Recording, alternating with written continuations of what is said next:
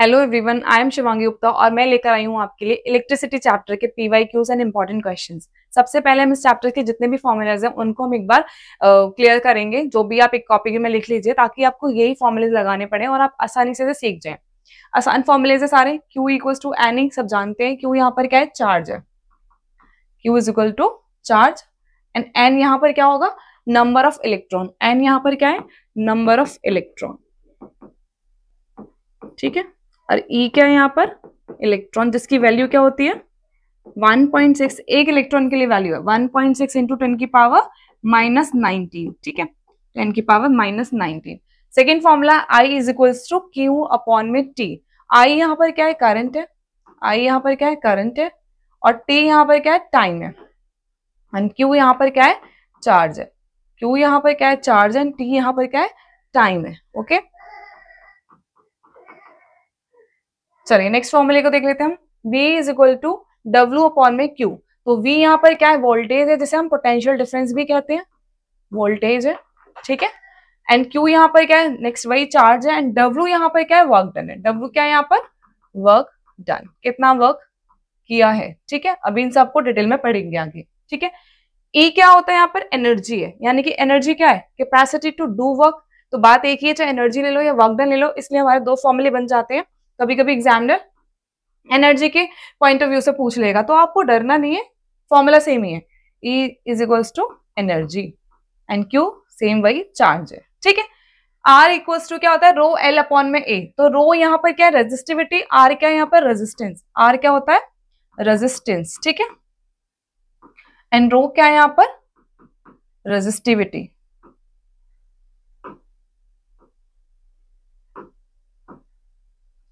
Resistivity. L यहाँ पर length है एंड A यहाँ पर एरिया है। A क्या है यहाँ पर? एरिया, ठीक है। नेक्स्ट आ जाता है V is equal to I R. ये ओम्स लॉ से लिया गया है ना। R यहाँ पर क्या है? V अपॉन I का कांस्टेंट है, जैसे हम रेजिस्टेंस कहते हैं। तो V वही सेम फिर से वोल्टेज बोल सकते हैं, फिर पोटेंशियल डिफरेंस बोलते हैं इसको। एंड R यहाँ पर रेजिस्टेंस एंड I क्या यहाँ पर? करंट है, ठीक है। Next P is equal to V I. P यहाँ पर पावर है। P क्या है यहाँ पर? पावर। V वही सेम पोटेंशियल डिफरेंस, I यहाँ पर करंट। एक फॉर्मूला और होता है इसका, V is equal to I square R। अगर हम करंट के फॉर्म में पढ़ेंगे तो I वाला, अगर हमें रेजिस्टेंस के फॉर्म में पढ़ेंगे तो P is equal to I square R। अगर हमें वोल्टेज डिफरेंस के फॉर्म में पढ़ना है या फिर पोटेंशियल डिफरेंस के फॉर्म में पढ़ना है तो P is equal to V I लिखेंगे, ठीक है। नेक्स्ट है हीटिंग इफेक्ट के लिए H is equal to I square R T. तो H यहाँ पर क्या? हीट एनर्जी है, हीट है ना, जिसे जूल में मेजर करते हैं। I फिर से वही करंट है, R रेजिस्टेंस एंड T यहाँ पर क्या होगा? टाइम, ठीक है। H is equal to V square upon R T. अगर हमें पोटेंशियल डिफरेंस के टर्म में लिखना है तो आपका ये फॉर्मूला बनेगा। नेक्स्ट अगर पैरेलल में कनेक्शन कैसे लगा हुआ है? पैरेलल में, तो रेजिस्टेंस हम कैसे काउंट करते हैं? सबको पता है, 1 upon R is equal to 1 upon R1 plus 1 upon R2 and so on. Next है आर सीरीज वाला। हमें सीरीज वाला याद है, कैसे करते हैं? बिल्कुल सही है, R is equal to R1 plus R2 plus R3 and so on. Is it clear? चलिए इस फॉर्मूले को आप लिख लीजिए, स्क्रीनशॉट ले लीजिए, देन हम आगे बढ़ते हैं क्वेश्चंस की तरफ। डन। चलिए, क्योंकि चैप्टर इलेक्ट्रिसिटी है, आपको पता है यहाँ पर कॉन्सेप्ट बेस्ड क्वेश्चन आने वाले हैं और जनरली यहाँ पर क्या आते हैं? न्यूमेरिकल्स आते हैं। तो हम सबको क्या करना है? न्यूमेरिकल्स की प्रैक्टिस करनी है, ठीक है। चलिए क्वेश्चन पढ़ लेते हैं। अब current of 10 ampere flow through a conductor for 2 minutes, ठीक है। एक करंट फ्लो कर रहा है कितने एम्पियर का? 10 एम्पियर का, ठीक है। कितने मिनट्स? 2 मिनट्स कर रहा है। तो पहले हम क्या करेंगे? मिनट्स को सेकेंड में कन्वर्ट करते हैं। तो I इज इक्वल टू क्या दिया हुआ है? 10 एम्पियर दिया हुआ है। तो टेम्परेचर है, उसको हम किस में कन्वर्ट करेंगे? सेकेंड्स के अंदर, ठीक है। तो ये हो जाएगा 2 into 60 is equal to 120 second. 120 second, ठीक है। Calculate the amount of charge pass through any area of cross section of the conductor. तो हमें क्या कैलकुलेट करना है? फर्स्ट में Q कैलकुलेट करना है। तो हमने अभी अभी दो फॉर्मूले पढ़े Q के रिलेशन में। Q is equal to any and I is equal to Q upon में T, ठीक है। इनको हम देख लेते हैं। तो Q is equal to N ही तो नहीं लगाएंगे हम, क्योंकि N हमें दिया नहीं है। दूसरे में हमें N निकालने के लिए क्या है, ठीक है। तो हम क्या लगाएंगे? I into T, I into T वाला फॉर्मूला। तो आसान है, हमें क्या करना है? 20 का मल्टीप्लाई कर देना 120 से, सॉरी 10 का मल्टीप्लाई कर देना 120 से। आंसर आ जाएगा 1200 जूल, क्योंकि इसकी यूनिट जूल है तो इसमें जूल में लिखेंगे, या फिर इसे कूलाम में भी लिख सकते हैं, और कूलाम इसे सी से रिप्रेजेंट कर देते हैं, ठीक है। If the charge of an electron is 1.6 into 10 की power minus 19 coulomb, then calculate the total number of the electron flowing. तो एक इलेक्ट्रॉन का आपको पता है कितना चार्ज होता है, 1.6 into 10 की पावर माइनस 19। अब पूछा गया है कितने नंबर ऑफ इलेक्ट्रॉन्स होंगे, तो आपको क्या निकालना है, Q is equal to NE। Second में आपको क्या निकालना है, Q is equal to NE, N equal to आप लगाएंगे Q अपॉन में E, Q अपॉन में E। Q क्या है यहाँ पर, अब ये भी हमने निकाला 1200, एंड E कितना होता है 1.6 into 10 की पावर माइनस 19, ठीक है। अब इसको हम कैलकुलेट कर लेंगे, टाइम वेस्ट ना हो आपका, तो इसलिए मैं कैलकुलेटर यूज कर रही हूँ यहाँ पर, आपको नहीं करना एग्जाम में। क्या वैल्यू है 1200 अपॉन में 1.6,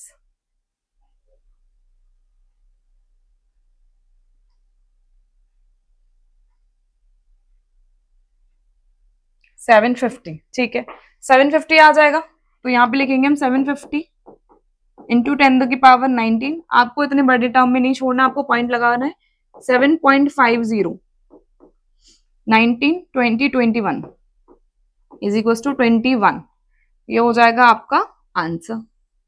आसान है बहुत, चलिए स्क्रीनशॉट लीजिए, ऐसे टाइप के क्वेश्चन आपको 1 मार्क्स में मिल जाएंगे देखने को, ठीक है। डन, चलिए आगे बढ़ते हैं। Define the electric current, okay, current होता है फ्लो करना, तो इलेक्ट्रिक करंट क्या है, इलेक्ट्रिक मींस इलेक्ट्रॉन्स, इलेक्ट्रॉन्स का फ्लो होना पर यूनिट टाइम में, इलेक्ट्रॉन्स का फ्लो होना पर यूनिट टाइम में से क्या बोलेंगे हम, electric current. Is it clear? तो electric current is the amount of charge flowing through a particular area in unit time. ये बात समझ आ रही है? इलेक्ट्रिक करंट क्या है, अमाउंट ऑफ चार्ज है, कितने अमाउंट ऑफ चार्ज फ्लो हो रहा है पर यूनिट टाइम में से क्या बोलेंगे हम, इलेक्ट्रिक करंट बोलेंगे। इसका फॉर्मूला क्या होता है, I is equal to Q upon में टी। क्यू यहाँ पर क्या है, चार्ज है, एंड टी यहाँ पर क्या है, टाइम है। तो हमने अभी यही तो पढ़ा है, अमाउंट ऑफ चार्ज, कितना अमाउंट ऑफ चार्ज क्या कर रहा हो, फ्लो कर रहा हो एक पर्टिकुलर यूनिट एरिया और यूनिट टाइम में। एक पर्टिकुलर एरिया होगा, है ना, और उसमें कुछ ना कुछ टाइम में इलेक्ट्रॉन्स क्या कर रहे होंगे, फ्लो कर रहे होंगे। इसी को हम क्या कह देते हैं, करंट कह देते हैं, इलेक्ट्रिक करंट कह देते हैं। Is it clear? Time per unit, ठीक है, समझ आ गया। एक पर्टिकुलर एरिया में amount of charge flowing through particular area per unit time. आसान है, डेफिनेशन याद हो जाएगी। चलिए से स्क्रीनशॉट लीजिए, फिर आगे बढ़ते हैं। डन, चलिए डिफाइन 1 एम्पियर। अभी अभी हमने जो पढ़ा है ना, उसी से डेफिनेशन निकल आएगी हमारी। अब एक कूलम चार्ज को फ्लो होने में 1 सेकेंड लगता है, एक कूलम चार्ज को फ्लो होने में 1 सेकेंड लग रहा है, तो कितना करंट फ्लो हो रहा होगा, 1 एम्पियर। कितना करंट फ्लो हो रहा होगा, 1 एम्पियर। Is it clear? बहुत आसान डेफिनेशन है। क्या है भाई, 1 ampere is constituted by the flow of 1 coulomb of charge. कितने coulomb of charge, 1 coulomb of charge per second में। कितने सेकेंड में, पर सेकेंड में। कितना हो जाएगा, 1 एम्पियर हो जाएगा। तो अभी अभी हमने पढ़ा था 1 कूलम चार्ज, यानी कि पहले हम लिखेंगे formula I is equal to Q upon में टी, ठीक है। क्यू कितना है, कूलम में हम करते हैं 1 कूलम हो गया, एंड टाइम हमारा जो हो गया 1 सेकेंड। तो क्या निकलेगा आंसर, 1 एम्पियर। 1 एम्पियर डेफिनेशन आ जाता है 1 मार्क्स में, तो आप लिख लेंगे 1 ampere is constituted by the flow of 1 coulomb of charge per second, पर सेकेंड, ठीक है। क्लियर है सभी को? स्क्रीनशॉट लीजिए, फिर आगे बढ़ते हैं। चलिए, name a device that you can use to maintain a potential difference between the ends of a conductor. आपको एक डिवाइस का नेम बताना है जिसके अकॉर्डिंग आप क्या करते हैं, पोटेंशियल डिफरेंस बता पाते हैं, ठीक है। Explain the process by which this device does so. तो आपको बताना भी है किस प्रोसेस के थ्रू ये डिवाइस ऐसा कर पाती है। पोटेंशियल डिफरेंस को मेजरमेंट करने के लिए क्या होता है, किसका यूज करते हैं, वोल्टमीटर। वोल्टमीटर का करते हैं। चलो पहले जान लेते हैं पोटेंशियल डिफरेंस क्या होता है, ठीक है। इसको पहले समझ लेते हैं। अमाउंट ऑफ वर्क डन, ठीक है, किसका amount of work done, charge का, ठीक है। Amount of work done in moving a unit charge, एक यूनिट चार्ज को मूव कराने के लिए जो अमाउंट ऑफ वर्क डन लग रहा है उसको हम क्या कहते हैं, पोटेंशियल डिफरेंस कहते हैं। इसको ऐसे समझते हैं जैसे कि कॉपर का वायर है, घर में ऐसे पड़ा हुआ है, क्या उसमें करंट फ्लो हो रहा है? नहीं हो रहा, मैं छू रही, मुझे तो करंट नहीं लग रहा। लेकिन ऐसे क्या होता है जिसकी वजह से करंट फ्लो होने लगता है? तो क्या होता है कि भाई इनको हम ले आते हैं एक यूनिडायरेक्शनल में, ठीक है। जो इलेक्ट्रॉन्स थे जो इस तरीके से उल्टा सीधा क्या कर रहे थे, एक कंडक्टर के अंदर थे फ्री ऑफ इलेक्ट्रॉन्स, अब उनको हम किस में लेकर आ गए हैं, सीरीज में। किसकी वजह से ला पाए ऐसा हम कर पाए? बैटरी लगाने की वजह से। तो बैटरी की वजह से क्या होता है, ये सारे इलेक्ट्रॉन्स वर्क डन कर रहे हैं ना, ये सारे इलेक्ट्रॉन्स वर्क डन कर रहे हैं ना, तो इसी को हम क्या कहते हैं, पोटेंशियल डिफरेंस कहते हैं। क्या कहते हैं? पोटेंशियल डिफरेंस कहते हैं। तो amount of work done in moving a unit charge from one point two another, एक पॉइंट से दूसरे पॉइंट तक पहुंचने में उसने कितना काम किया, इसको हम क्या बोलेंगे, पोटेंशियल डिफरेंस कहते हैं। Is defined as a potential difference between any two points. ये बात समझ आ गई? कभी कभी ना आप वोल्टेज डिफरेंस भी देखते हैं। वोल्टेज डिफरेंस और पोटेंशियल डिफरेंस में डिफरेंस क्या है? दोनों सेम डेफिनेशन है, दोनों में वर्क डन अपॉन में चार्ज वाली फॉर्मूला लगाना है आपको, ठीक है। कितना वर्क डन किया एक चार्ज ने दूसरे चार्ज से मूव करने में, लेकिन डिफरेंस है वहां पर आपको इनफाइनाइट से दूसरे चार्ज तक देखना होगा, यहाँ पर एक पॉइंट से दूसरे पॉइंट के बीच में देखना होगा। यहाँ पर डिटरमाइन है भाई, इस पॉइंट को इस पॉइंट तक पहुंचने में कितना वर्क डन किया इसने, कितना वर्क डन किया इस चार्ज ने, वो हमारा क्या हो जाएगा, पोटेंशियल डिफरेंस। इनफाइनाइट से कोई आ रहा है हमें नहीं पता उसने कितना वर्क डन किया, वो हो जाता है वोल्टेज डिफरेंस, ठीक है। तो ये दोनों में डिफरेंस है, याद रखना है। वहां पर इनफाइनाइट टू पॉइंट होगा, यहाँ पर क्या हो जाएगा, दो पॉइंट्स के बीच का, बिटवीन द टू पॉइंट्स, क्या वर्क डन। कैसे वर्क डन भाई, एक आपको पता है ना कि फोर्स पुश करना पड़ेगा या फिर कुछ ना कुछ ऑब्जेक्ट ऐसे तो नहीं चलने लगेगा, तो मूवमेंट करना कराने के लिए, वर्क डन कराने के लिए कोई ना कोई फोर्स है ना, तो उस फोर्स को देखना भाई कितना काम कर रहा है वो, यहां से यहां तक जाने में उसने कितना वर्क डन किया, वो हमारा होता है पोटेंशियल डिफरेंस। और ऐसा कब हो पाता है, जब एक सेल या बैटरी को हम किसी पे लगा देते हैं, ठीक है। हम जब सेल या बैटरी को कनेक्ट कर देंगे तब देन उसके बाद इनके बीच में पोटेंशियल डिफरेंस घूमेगा। समझ आ गया? तो ये क्या है हमारी definition, amount of work done in moving a unit charge, एक चार्ज को क्या करने के लिए, एक पॉइंट से दूसरे पॉइंट तक पहुंचने के लिए कितना उसने वर्क डन किया, इसको हम क्या बोलेंगे, पोटेंशियल डिफरेंस कहते हैं। Is it clear? स्क्रीनशॉट लीजिए फिर आगे बढ़ते हैं। चलिए अब हमारे क्वेश्चन पर आ जाते हैं। अ सेल और a battery can be used to maintain a potential difference. अभी भी हमारी बात हुई है सेल या फिर बैटरी, दोनों में से किसी एक का इस्तेमाल करते हैं, ठीक है, क्या करने के लिए, पोटेंशियल डिफरेंस को मेंटेन करने के लिए, ठीक है, between the ends of a conductor. A cell or a battery can be used to maintain a potential difference between the ends of a conductor. The chemical reaction within a cell generate the potential difference. यानी कि cell के अंदर, इस battery के अंदर क्या होने लगेगा, एक केमिकल रिएक्शन होने लगेगी जहां से फ्री ऑफ इलेक्ट्रॉन्स निकलेंगे, ठीक है। क्या होगा, एक केमिकल रिएक्शन होती है,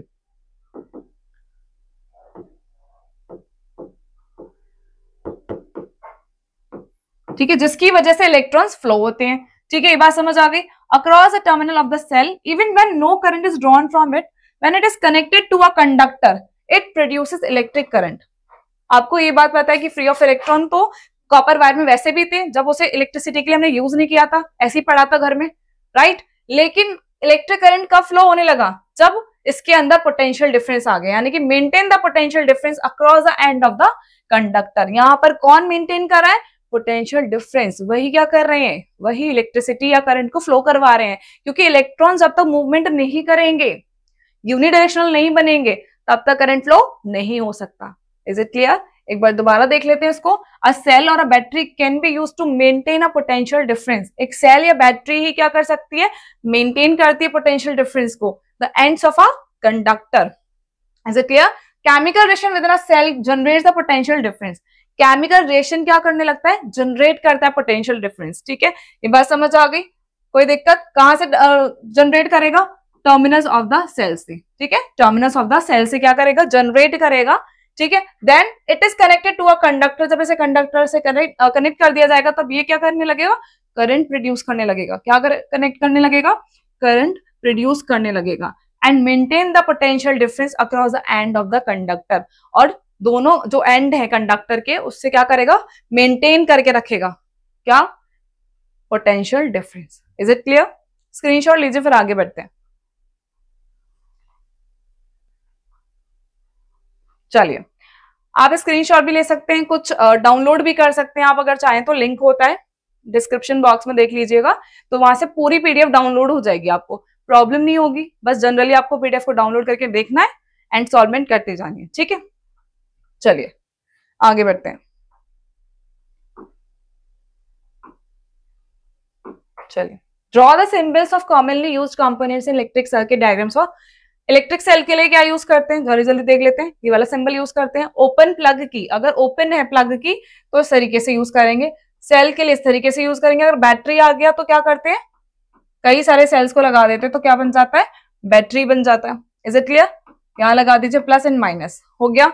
wire crossing without connection, wire अगर क्रॉस कर रहे हो लेकिन विदाउट कनेक्शन, उनका कोई कनेक्शन नहीं हो, तो इस तरीके से बनाते हैं, समझ आ गया।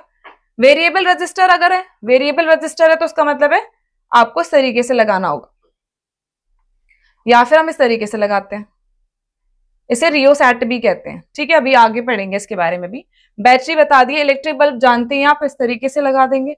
ग्लो कर रहा है तो आपने देखा होगा इस तरीके से भी बना होता है डायग्राम, ठीक है। रेजिस्टेंस है यानी कि फिक्स्ड है, इससे ज्यादा बढ़ेगा नहीं, तो इस तरीके से हम सिंबल्स का यूज करते हैं। क्लियर है सभी को, स्क्रीनशॉट लीजिए, फिर आगे बढ़ते हैं। चलिए आगे बढ़ते हैं। A student plot VI graph for the 3 samples of nichrome wire with resistance R1, R2 and R3. Choose from the following the statement that hold true for this graph. तो क्या true है इस ग्राफ के लिए, ये R3 है, ये R1 है एंड R2 है, आपको समझ आ रहा है। R2 ग्रेटर होगा देन R1 होगा एंड देन R3 होगा।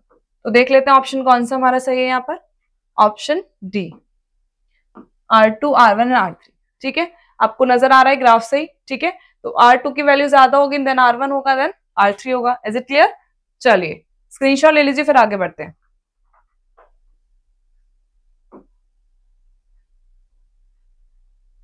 क्वेश्चन 7, स्टेट ओम्स लॉ, सबका फेवरेट, एग्जामिनर का भी फेवरेट है, क्वेश्चन आते ही आता है ना जनरली। तो ओम्स लॉ में क्या होता है, अभी भी जस्ट हमने बात की थी, वोल्टेज डिफरेंस, वो पोटेंशियल डिफरेंस या फिर वोल्टेज या फिर क्या कहेंगे हम, करंट को, इनका रेशियो क्या करना है, इनका जो रेशियो होगा वो कांस्टेंट होता है।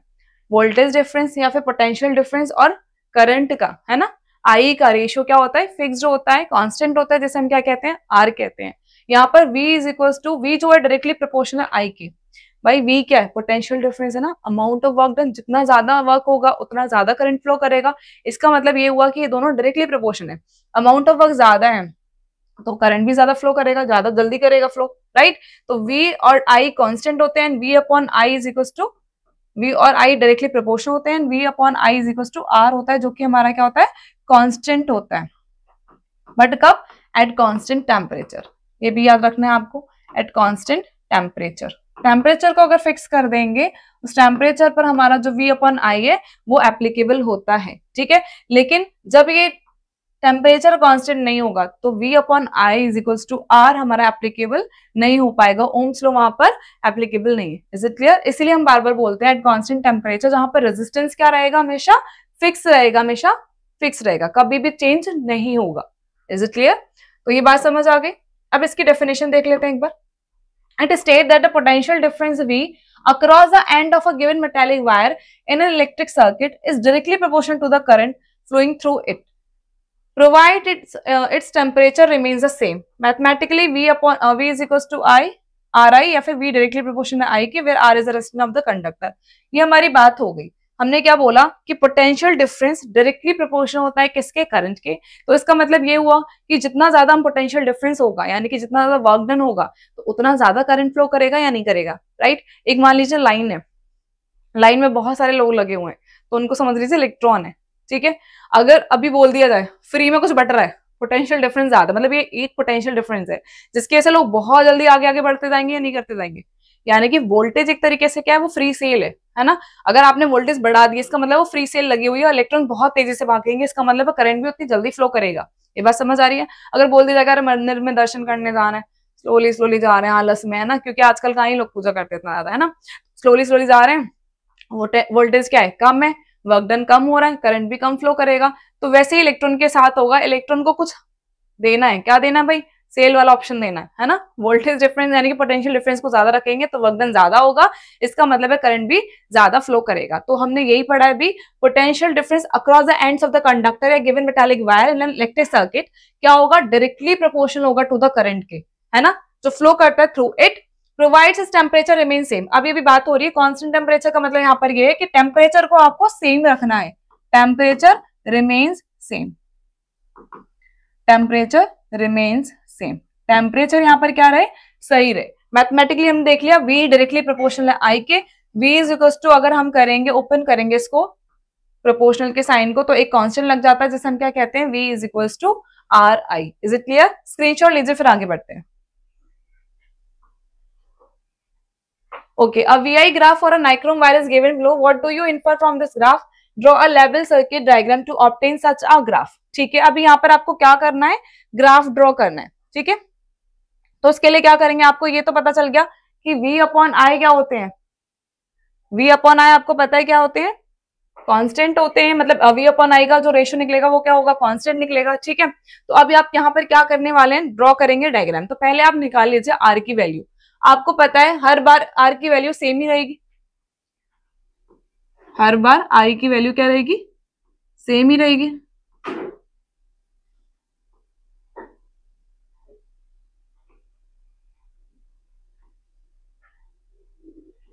ये वाला इसके लिए दिया इधर,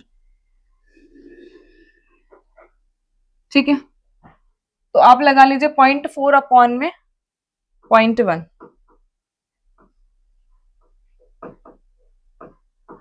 आंसर क्या आएगा 4, ठीक है। 0.8 अपॉन में 0.2, पॉइंट से पॉइंट हटा लीजिए, 2 4 जो 8, आंसर क्या आएगा 4, ठीक है। ये हमारा क्या है, R है, ये हमारा क्या है, R है, R की वैल्यू है। आप देख रहे हैं ना सेम आ रही है यानी कि कांस्टेंट है। तो हमें इसके लिए क्या बोल रहा है, सर्किट डायग्राम हमें ड्रॉ करना है। तो पहले आप स्क्रीनशॉट लीजिए इसका, तब हम आगे बात करते हैं।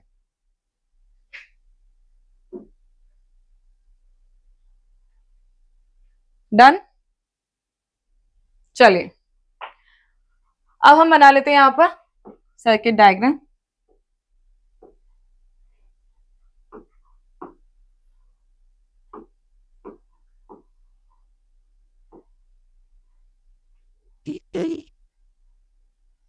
ठीक है, या फिर इसको ऐसा कर लीजिए, उल्टा ना बनाकर ऐसे बना लीजिए जिसमें पहले बना रही थी, वोल्टेज डिफरेंस की तरह, ठीक है, सही। एंड देन यहां पर लगा लीजिए रेजिस्टेंस, ठीक है, समझ आ रहा है। और यहां पर कर लीजिए आप बैटरी का सिंबल, क्लियर है, समझ आ रहा है कैसे हमें बनाना है, ठीक है। इसको देख लीजिए एक बार, हमें क्या करना है, हमें बोला गया VI ग्राफ और nichrome wire is given below, what do you infer from this graph, draw a label circuit diagram to obtain a such a graph. तो आपको कैसे इस ग्राफ को बनाना पड़ेगा, ठीक है। रेजिस्टेंस आपने बना लिया है, वोल्टेज आपने अलग अलग दिखा दिए तीनों का, है ना। यहाँ पर ना वो बैटरी का बना दिया, यहाँ पे वोल्ट मीटर कर लीजिए इसको, ठीक है, जो मेजर करेगा प्लस माइनस, इस तरीके से कुछ ग्राफ बन जाएगा। समझ आ रहा है सभी को, एक तरफ पॉजिटिव लिख दीजिए, एक तरफ नेगेटिव लिख दीजिए, इनको वी तरीके से लिख दीजिए। और ये हमारा क्या है, रेजिस्टेंस है, और यहाँ पर हमारा क्या कर रहा है, करंट फ्लो करेगा। कैसे करता है, पॉजिटिव से नेगेटिव की तरफ, बिल्कुल सही, पॉजिटिव से नेगेटिव की तरफ। इलेक्ट्रॉन कहाँ जाते हैं, नेगेटिव की तरफ, नेगेटिव से पॉजिटिव की तरफ। बात समझ आ गई सभी को, स्क्रीनशॉट ले लीजिए। अगर यहाँ पर और भी चीजें ऐड करना चाहें तो आप कर सकते हैं, जैसे एमीटर हो गया, की हो गया, है ना, की हो गया, इस तरीके से एमीटर हो गया, आप इन सबको ऐड ऑन कर सकते हैं इस डायग्राम के साथ, ठीक है। चलिए स्क्रीनशॉट ले लीजिए, फिर आगे बढ़ते हैं। Done, okay. स्ट्रेट लाइन का मतलब समझ आ रहा है, यहाँ पर स्ट्रेट लाइन क्या कह रही है कि V डायरेक्टली प्रोपोर्शनल है किसके, I के।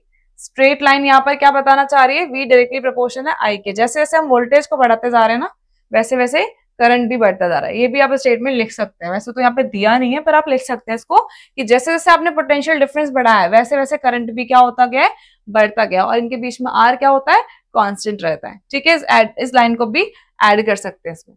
चलो ठीक है,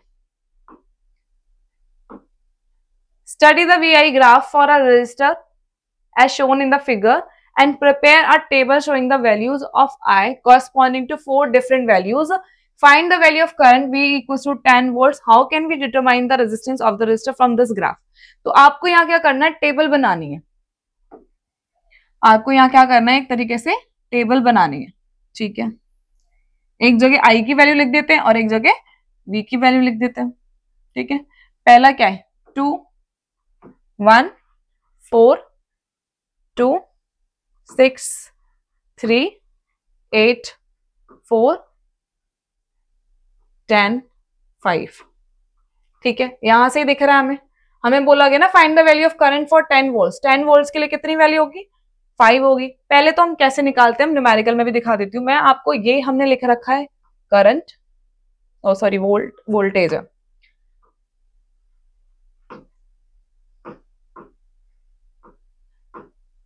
ये है वोल्टेज और ये है करंट. एम्पियर में करते हैं ना, ऐसे वोल्ट में करते हैं मेजर. ठीक है, तो आपको पता है V अपॉन आई, आर क्या होता है, V upon I is equal to R होता है, जो कि कांस्टेंट होगा. यानी कि इस पूरे के लिए टेम्परेचर हमारा अगर सेम है तो वैल्यू क्या आने वाली है, सेम आने वाली है. कैसे करेंगे एक बार देख लेते हैं. लिख देते हैं 2 अपॉन में 1 इज इक्वल टू 2, 4 अपॉन में 2 इज इक्वल टू 2, 6 अपॉन में 3 इज इक्वल टू 2. हमें ये पता चल गया हमारा रेजिस्टेंस कितना है. यहाँ पर हमारा रेजिस्टेंस है यहाँ पर कितना, 2. रेजिस्टेंस कितना है, 2 है. ये बात समझ आ गई. अब मुझे बोला गया है कि 10 वोल्ट के लिए, वैसे तो मैंने ग्राफ देखकर मैंने बता दिया ये वैल्यू क्या होगी, पर फिर भी हमें याद रखना है कि 10 वोल्ट के लिए कितना करंट फ्लो करेगा, है ना. 10 वोल्ट के लिए कितना करंट फ्लो करेगा. तो आपको पता है V upon V equal to I R होता है. तो I इज इक्वल टू हो जाएगा V अपॉन में R. V की वैल्यू कितनी है, 10 है, और R की वैल्यू कितनी है, यहाँ पर 2 है. तो आंसर आ जाएगा मेरा कितना, 5 एम्पियर. देख लीजिए हम ऑलरेडी लिख चुके हैं. तो आपको इतना पता चल रहा होगा जितना जितना करंट, जितना जितना मतलब वोल्टेज बढ़ाया जाएगा उतना उतना करंट बढ़ता जाएगा ना. तो आप देख रहे थे 2 के बाद 4, 4 के बाद 6, फिर 6 के बाद 8, 8 के बाद 10. तो यहाँ पर कितना था, 2 के टाइम में 1 था, 4 के टाइम में कितना हुआ 2, 6 के टाइम में 3, 8 के टाइम में 4 एंड 10 के टाइम में 5 हो जाएगा करंट. आप इस तरीके से भी डायरेक्टली कर सकते थे, इस वैल्यू को लगाकर भी कर सकते हैं. बात समझ आ गई. कई सारे तरीके होते हैं न्यूमेरिकल को सॉल्व करने के लिए, बस आपको कॉन्सेप्ट क्लियर होना चाहिए. How can we determine the resistance of the resistor from this graph. हम रेजिस्टेंस कैसे फाइंड करेंगे इस ग्राफ से. तो आपको पता है हम क्या करते हैं इसके लिए, V2 माइनस V1 अपॉन में I2 माइनस I1 फॉर्मूला लगाते हैं. इस तरीके से ग्राफ में अगर रेजिस्टेंस की वैल्यू सॉल्व करनी होगी तो हम क्या करेंगे, V2 माइनस V1 अपॉन में I2 माइनस I1 लगाएंगे. ठीक है, लगा दिए भाई. V2 कितना दिया हुआ है, 8. ये तो आपको इस ग्राफ के अकॉर्डिंग करना है. आपको ये ग्राफ में दी नहीं है वैल्यू, तो आपको लगानी है 8 वैल्यू. ठीक है, और V1 कितना है, 2. 8 के लिए हमारे कितना था, 4, और यहाँ पर कितना है, 1. ठीक है, वैल्यू लगा देंगे हम. 8 माइनस 2 हो जाएगा 6, 4 माइनस 1 3. आंसर आ जाएगा रेजिस्टेंस कितना, 2 ओम. ठीक है, समझ आ गया सभी को. ये ओम में यूनिट इसकी क्या होती है, आर की ओम होती है. ठीक है, स्क्रीनशॉट लीजिए, फिर आगे बढ़ते हैं. डन हो गया सभी का. चलिए आगे बढ़ते हैं.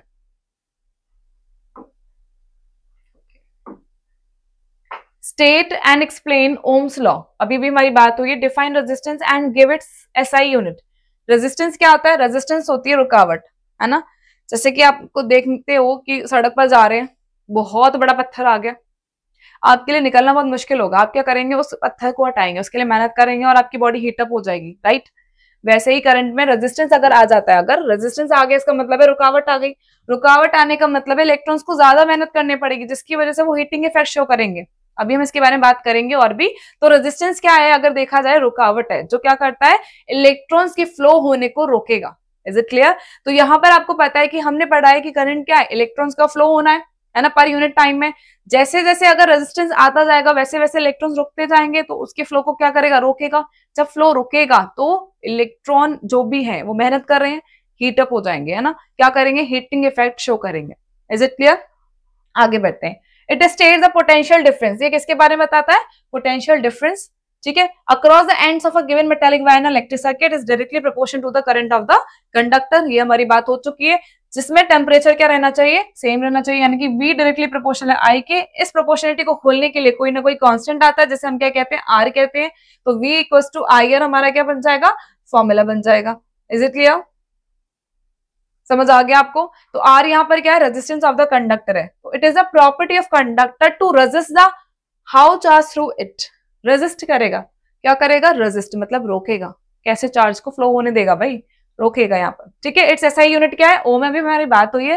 रेजिस्टेंस की एसआई यूनिट क्या होती है, ओम। V की क्या होती है, वोल्ट होती है। और I की क्या होती है, एम्पियर। I की क्या होती है यूनिट, एम्पियर। ठीक है।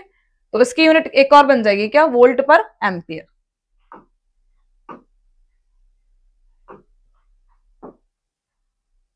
ठीक है। V अपॉन I यानी कि वोल्ट अपॉन में एम्पियर।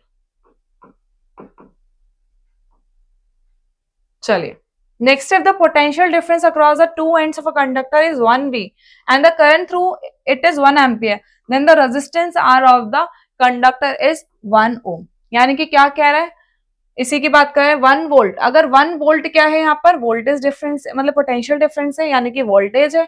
और 1 एम्पियर यहाँ पर क्या है, करंट है। इसका मतलब है रेजिस्टेंस कितना हो जाएगा, 1 ओम। रेजिस्टेंस कितना हो जाएगा, 1 ओम। यानी कि 1 ओम इज इक्वल टू 1 वोल्ट पर 1 एम्पियर। 1 वोल्ट पर 1 एम्पियर, यहाँ पर आएगा बेटा, अपॉन आएगा। ठीक है।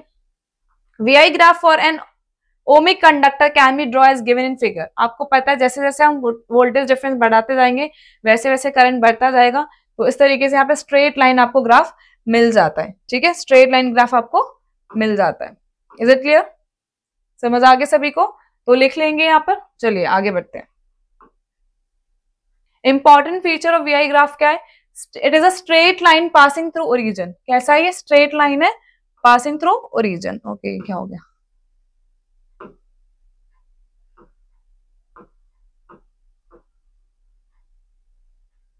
ठीक है, straight line passing through origin. ठीक है, आपको ये समझ आ गया? चलिए, slope of VI graph gives the value of resistance of conductor slope is equal to R equals to VI। तो यहाँ पे क्या कह रहा है भाई, slope of VI gives the value of resistance. हमें क्या मिल जाती है, वैल्यू ऑफ रेजिस्टेंस मिल जाती है। अभी अभी हमने कैलकुलेट भी किया है। आप क्या करते जाएंगे, V की वैल्यू रखते जाएंगे और I की वैल्यू रखते जाएंगे, आपको रेजिस्टेंस मिलता जाएगा, जो कि क्या रहता है, कांस्टेंट रहता है, remain same at the same temperature. Is it clear? चलिए आगे बढ़ते हैं। क्वेश्चन 13 पर आ गए हम। The metals and alloys are good conductor of electricity. Reason है, metals and alloys are good conductor of electricity, answer सही है। ठीक है, रीजन है क्या, bronze is an alloy of copper and tin and it is not a good conductor of electricity. बिल्कुल खराब है भाई। क्या कह रहे हैं भाई, असर्शन तो हमारा ट्रू है, लेकिन रीजन हमारा क्या है यहाँ पर, फॉल्स है। रीजन हमारा क्या है यहाँ पर, फॉल्स है। तो इस टाइप के क्वेश्चन भी आते हैं, क्योंकि आप जानते हैं ब्रॉन्ज इज एन अलॉय है, बिल्कुल अलॉय है, एंड कॉपर एंड टिन से मिलकर बना हुआ है, जो कि क्या होते हैं, मेटल्स होते हैं। इसका मतलब ये भी गुड कंडक्टर ऑफ इलेक्ट्रिसिटी होगा ना, नॉट तो नहीं होगा। क्या होगा, गुड कंडक्टर ऑफ इलेक्ट्रिसिटी। याद रखना है, जो सेमी कंडक्टर होते हैं, कंडक्टर होते हैं एक तो, है ना, इंसुलेटर होते हैं, और कुछ सेमी कंडक्टर भी होते हैं। अरे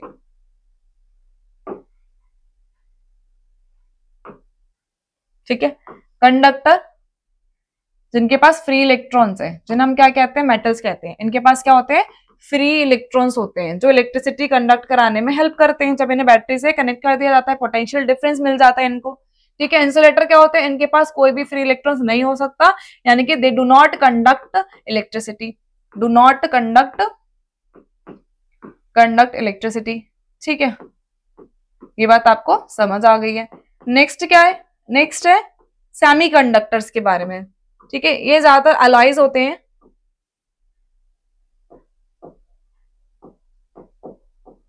सेमी कंडक्टर्स हैं, इनकी रेजिस्टिविटी बहुत हाई होती है, यानी कि ना ही ये मेटल्स है एक तरीके से, ना ही ये नॉन मेटल्स है। मतलब कि एक तरीके से कह सकते हैं, ये ना ही गुड कंडक्टर ऑफ इलेक्ट्रिसिटी है, ना ही बैड कंडक्टर ऑफ इलेक्ट्रिसिटी है। इनको हम क्या कहते हैं, सेमी कंडक्टर्स कहते हैं। और अलॉयज क्या होते हैं, एक तरीके से इनमें दोनों टाइप के मेटल्स भी प्रेजेंट होते हैं, कुछ नॉन मेटल्स भी प्रेजेंट होते हैं, यानी कि मिक्सचर होते हैं।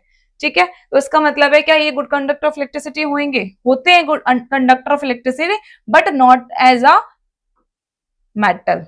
ठीक है, जैसे कि आप जानते हो कि सिल्वर जो है हाई कंडक्टिविटी दिखाता है, कॉपर दिखाता है ना, देन इसके बाद एल्यूमिनियम हो गया, उसके बाद और भी है, आयरन वगैरह बाद में आएंगे, है ना।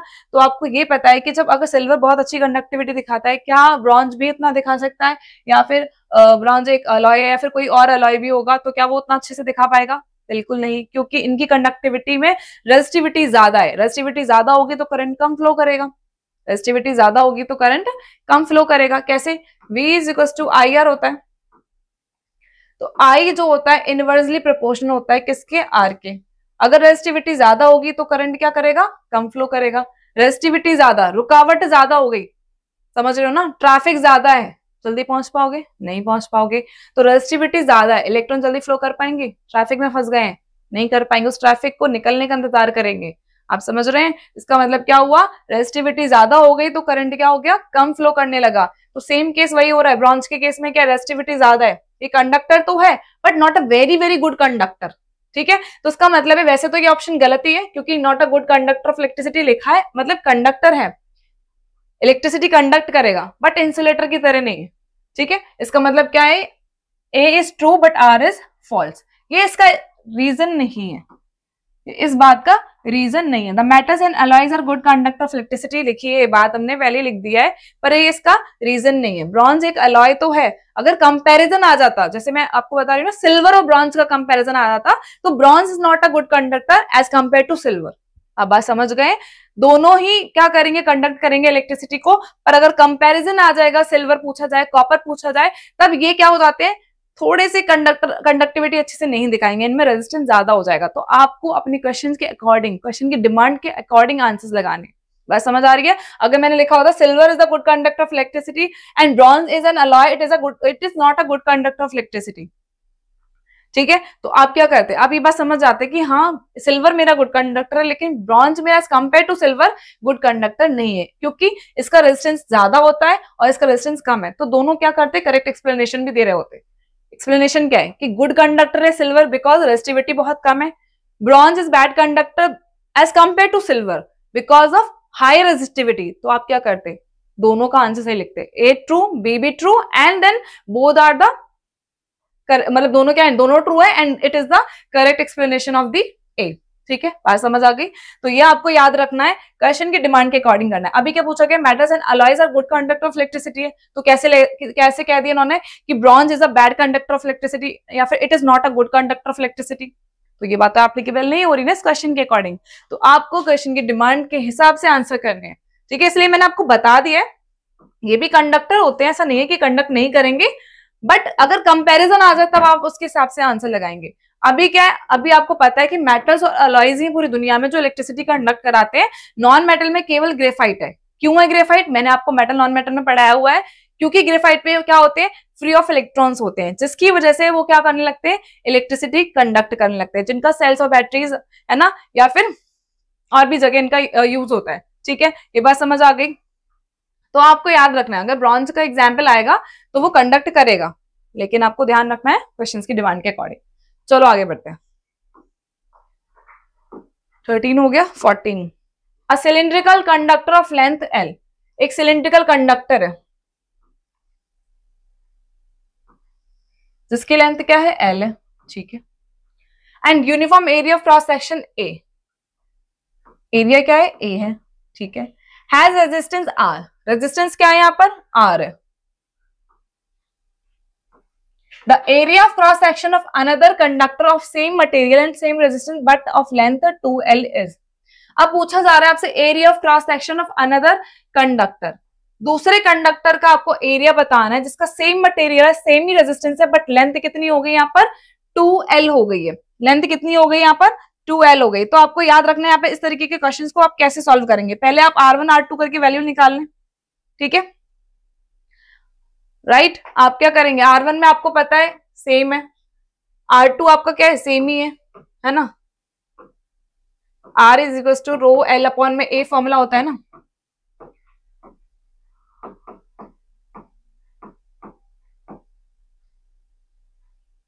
ये सब सेम ही सेम है तो ये कट जाएंगे, ठीक है। एल का रिलेशन याद रखना है।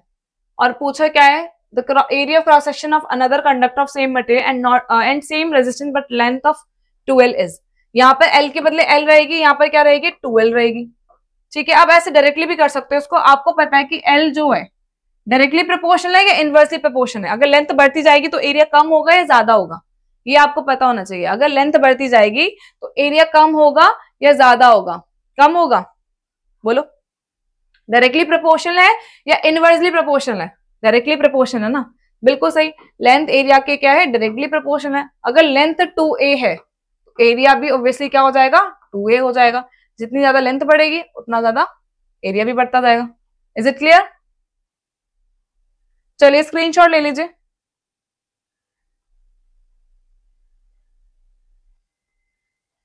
डन, चलिए आगे बढ़ते हैं। Alloys are commonly used in electrical heating devices. आ गया ना, क्योंकि इनमें क्या होता है, रेजिस्टेंस ज्यादा होता है, हीटिंग इफेक्ट शो करेगा। तो हीटिंग डिवाइसेस लाइक गीजर हो गया, है ना, प्रेस हो गया, टोस्टर हो गया, जो भी हीटिंग इफेक्ट शो करते हैं, ठीक है, उन सब में हम किसका यूज करते हैं, इन अलॉयज का यूज करते हैं, नाइक्रोम वायर वगैरह का यूज करते हैं, क्योंकि इनमें रेजिस्टिविटी ज्यादा होती है, जिसकी वजह से इलेक्ट्रॉन्स क्या करते हैं, मेहनत ज्यादा करेंगे और इसकी वजह से हीट हो जाती है, ठीक है। समझ आ गया? चलिए आगे बढ़ते हैं, ठीक है। ये बात समझ आ गई। Like electric iron heater, resistivity of an alloy is generally higher than that of its constituent metals but the alloys have low melting point than their constituent metals. अब इस क्वेश्चन को आप पॉज कीजिए, आप लगाइए इसका क्या आंसर होना चाहिए, करेक्ट आंसर इसका क्या होना चाहिए, आप बताएंगे मुझे। देख लिया आपने? डन, इतनी देर में तो हो जाना चाहिए भाई।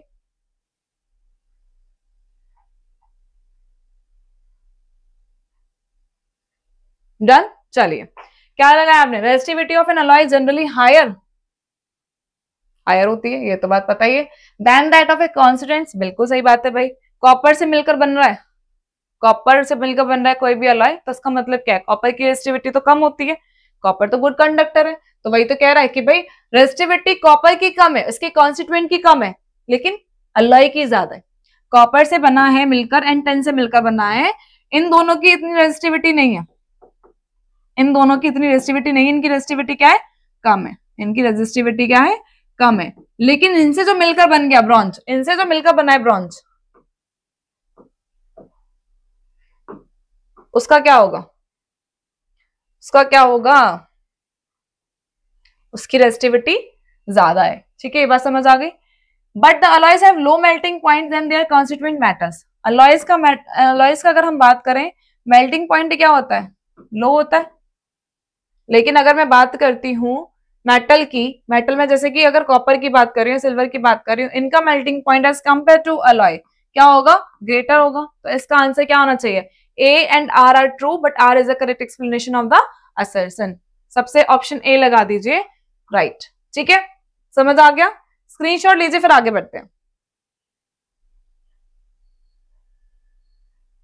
चलिए क्वेश्चन नंबर 15 हुआ है, 16 पर आ जाते हैं। List 3 factors on which the resistance of a conductor depends. Okay, 3 factors बताने जिसकी वजह से resistance of a conductor depend करता है। हमने फॉर्मूला लगाया था H equals to I square RT, ठीक है। ओके, हीटिंग नहीं, ओके रेजिस्टेंस है, ओ सॉरी, यहाँ पे लगा लो रो वाला, R equals to rho L upon में A, रो L अपॉन में A। तो क्या बोला है, 3 फैक्टर्स की लिस्ट बनानी है जिसमें आपको बताना resistance of a conductor depend किस पे करता है, ठीक है। तो आप जानते हो साथ साथ लेंथ ऑफ द कंडक्टर पर, जितनी ज्यादा लेंथ होती जाएगी उतना ज्यादा रेजिस्टेंस। भाई एक वायर है, मुझे पता है इस वाले वायर के अंदर, इस पर्टिकुलर वायर के अंदर रेजिस्टेंस ज्यादा है, अगर मैं जिसकी लेंथ बढ़ाती जाऊंगी और भी बढ़ाती जाऊंगी तो रेजिस्टेंस और भी बढ़ता जाएगा या नहीं, आप समझ रहे हो? दोबारा सुन लो मैं क्या कह रही हूँ। मुझे पता है कि मैं एक ब्रॉन्ज का लेकर आई हूँ, किसी का भी एक अलॉय का मैं लेकर आई हूँ वायर, जिसकी मैंने बोला इसकी रेजिस्टिविटी बहुत ज्यादा है, ठीक है, इसकी रेजिस्टिविटी ज्यादा है। अब इसी पर्टिकुलर वायर को मैंने और भी ज्यादा लेंथ बढ़ा दी, इसको और भी बढ़ा दिया, तो रेजिस्टेंस बढ़ जाएगा या नहीं बढ़ जाएगा? बिल्कुल बढ़ जाएगा। तो आर का रिलेशन एल से क्या होता है, डायरेक्टली प्रोपोर्शन होता है। जितना ज्यादा रेजिस्टेंस, मतलब जितनी ज्यादा लेंथ होगी उतना ज्यादा रेजिस्टेंस भी बढ़ता जाएगा। यानी कि आपको याद रखना है, आर को बढ़ाओगे मतलब लेंथ को बढ़ाओगे तो आर भी बढ़ेगा, और आर को बढ़ाएंगे तो लेंथ तो ऑब्वियसली बढ़ी रही होगी, ठीक है। आर डायरेक्टली प्रोपोर्शनल है किसके, लेंथ के। ये बात सब समझ आ गई, पहला हमारा ये हो गया। दूसरा हमारा एरिया, एरिया की इनवर्सली होती है। अब इसको कैसे समझेंगे देख लेते हैं। देखो याद रखना, जो डिवाइड में होता है ना वो डायरेक्टली प्रोपोर्शनल होता है, जो वैल्यू डिवाइड में होती है वो डायरेक्टली प्रोपोर्शनल होती है, और जो मल्टीप्लाई में होती है वो इनवर्सली प्रोपोर्शनल होती है। यानी कि आर ए के मल्टीप्लाई में, इसलिए वो इनवर्सली प्रोपोर्शनल हुआ। मैं जस्ट एक एग्जाम्पल दे रही हूँ आपको, बता रही हूँ, एक ट्रिक टाइप बता रही हूँ आपको, ताकि आपको ना याद रहे एग्जाम में, अगर भूल भी जाओ ना तो इससे याद रख लेना। अगर आर को देखोगे एल से तो ये डिवाइड में आते हैं एक दूसरे के, इसका मतलब है डायरेक्टली प्रोपोर्शनल होंगे। ये बात समझ आ गई है। अब आ जाते हैं एरिया पर। मैंने आपको एक एग्जाम्पल दिया था अभी, आप कहीं जा रहे हैं और पत्थर आपको बहुत बड़ा मिल गया रास्ते के बीच में, आप कार से जा रहे थे, आप क्या करोगे भाई, पतली सी गली थी, इतना बड़ा पत्थर है, कार तो आगे जा ही नहीं सकती, आप तो रुक गए, इधर वाले भी रुक गए, इधर वाले भी रुक गए, आप उसको हटाओगे तब निकलोगे, राइट। लेकिन अगर गली या फिर जो भी रोड है वो बहुत चौड़ा है और थोड़ा सा पत्थर इधर है, तो आप क्या करोगे, आप उसको हटाओगे नहीं, आप यहां से निकल जाओगे। समझ आ रहा है। इलेक्ट्रॉन भी वही करेंगे। अगर एरिया बहुत कम है, रेजिस्टेंस ज्यादा होगा, इलेक्ट्रॉन्स को निकलने की जगह नहीं मिलने वाली। लेकिन एरिया अगर कम है, अगर एरिया कम है तब का केस है। अगर एरिया बहुत ज्यादा हो गया तो पतली गली से निकल जाएंगे भाई, है ना। देख लो एरिया ये था, यहाँ पर आ गया पत्थर, इलेक्ट्रॉन्स को मेहनत करनी पड़ेगी या नहीं करनी पड़ेगी इसको हटाने के लिए, रास्ता ही नहीं इनके पास। अगर एरिया को हमने कर दिया थोड़ा ज्यादा, यहाँ पर था पत्थर, इलेक्ट्रॉन्स क्या कहेगा, मैं तो उधर से निकल जाऊंगा भाई, खड़ा रहे तो। बात समझ आ रही है। तो जितना ज्यादा हम एरिया बढ़ाते जाएंगे रेजिस्टेंस उतना कम होता जाएगा। Is it clear to all. समझ आ गया। दूसरा तीसरी चीज नेचर ऑफ द कंडक्टर पर, आपने कॉपर वायर लिया है, एल्यूमिनियम वायर लिया है या कौन सा वायर लिया है, ठीक है, तो नेचर पर भी डिपेंड करता है। Right the SI unit of resistivity. Resistivity की यूनिट होती है ओम मीटर। रेजिस्टिविटी की यूनिट क्या होती है, ओम मीटर। समझ आ गया। अगर चाहे तो इससे डेरिवेट कर सकते हैं हम, कैसे करेंगे, रेजिस्टिविटी का फॉर्मूला लगा लो, आर इंटू ए अपॉन में एल। आर की यूनिट क्या होती है ओम, ए की यूनिट क्या होती है मीटर इंटू मीटर मतलब मीटर स्क्वायर, और एल की यूनिट क्या होती है मीटर। मीटर से मीटर कैंसिल आउट हो गया, क्या आ गया हमारे पास ओम मीटर। तो यूनिट क्या हो गई हमारे पास, ओम मीटर हो गई। Resistance of a conductor depends upon the following factors. Length of the conductor, greater the length of the conductor more will be the resistance. ठीक है, ये बात समझ आ गई।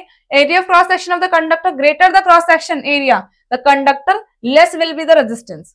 ये बात समझ आ गई, 1/a होगा ये। ठीक है, तो एरिया अगर ज्यादा हो गया कंडक्टर का, रेजिस्टेंस क्या हो जाएगी, कम हो जाएगी। नेचर ऑफ कंडक्टर बात हो चुकी है हमारी, and SI unit of resistivity कितनी होती है, ओम मीटर होती है। ठीक है, स्क्रीनशॉट लीजिए फिर आगे बढ़ते हैं।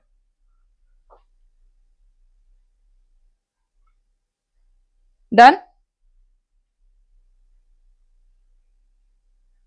चलिए, calculate the resistance of a metal wire of length 2 meter and area of cross section 1.55 into 10 की power 6 meter square.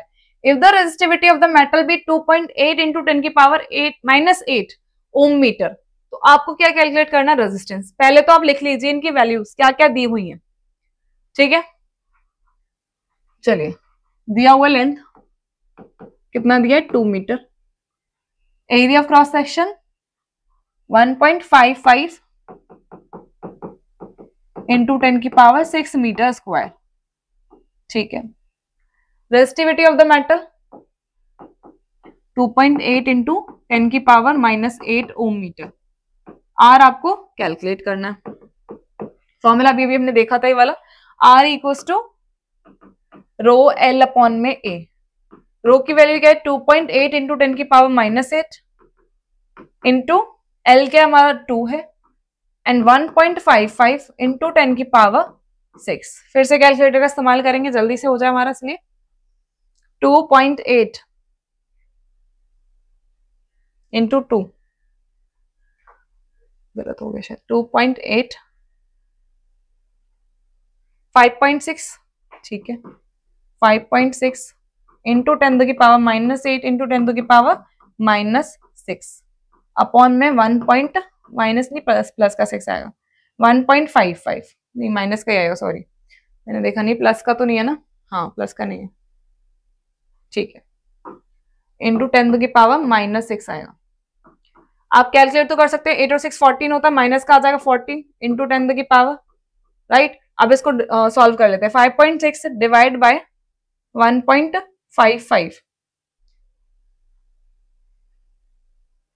चलो आंसर आया 3.61, 3.61, 612 जो भी लिखना चाहें आप इतना लिख सकते हैं, 61 तक भी छोड़ सकते हैं। 3.612 इंटू 10 टू की पावर माइनस का 14, ये आ गई हमारी वैल्यू। ठीक है, अब आपको समझ आ गया और आगे करना चाहेंगे तो 0.36 इंटू 0.3612 लिख लो, 1 इंटू 10 की पावर माइनस 15 आ रहा है तो ओम में लिखेंगे इसको। आंसर आ चुका है हमारा। Is it clear? बहुत आसान न्यूमेरिकल था। जल्दी से स्क्रीनशॉट लीजिए फिर आगे बढ़ते हैं।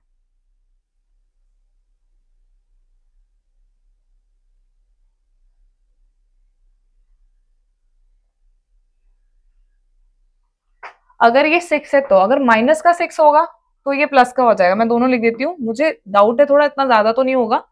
1.5 इंटू 10 की पावर अगर ये दिया हुआ है माइनस का 6 तो उसको सॉल्व करेंगे। अगर 5.6 इंटू 10 की पावर माइनस 8, मैं दोनों ऑप्शन दे देती हूँ आपको। तब से मैं बार बार यही सोच रही हूँ, मैंने क्वेश्चन चेक भी कर लिया, क्वेश्चन तो यही लिखा हुआ है बट फिर भी मुझे डाउट है भी इस क्वेश्चन के अंदर। तो आंसर हमारा क्या आएगा? 3.61 इंटू 10 टू की पावर माइनस का ऊपर जाके प्लस का हो जाएगा और 8 और 6 कितना हो जाएगा? 2 हो जाएगा माइनस का। ठीक है, और इसको हम इस तरीके से भी लिख सकते हैं 0.036 ओनली ओम, क्योंकि इतना ज्यादा नहीं आएगा। ठीक है, समझ गए? कर लेंगे। अगर आपको 10 की पावर 6 ही दे रखा है प्लस का तो आपका आंसर ये वाला हो जाएगा। अगर आपको माइनस का दे रखा है तो आपका ये हो जाएगा। आपको बस सॉल्व करना आना चाहिए। ठीक है, मैंने कैसे किया है, जैसे एक पॉइंट बढ़ा दिया तो एक डिजिट भी यहाँ पे बढ़ जाएगी 10 की, सेम यहाँ पर भी याद रखना है। मैं क्या कर रही हूँ, यहाँ पर आगे बढ़ाती जाऊंगी तो वैसे वैसे मेरा 0 माइनस होता जाएगा। तो 13 कर लो।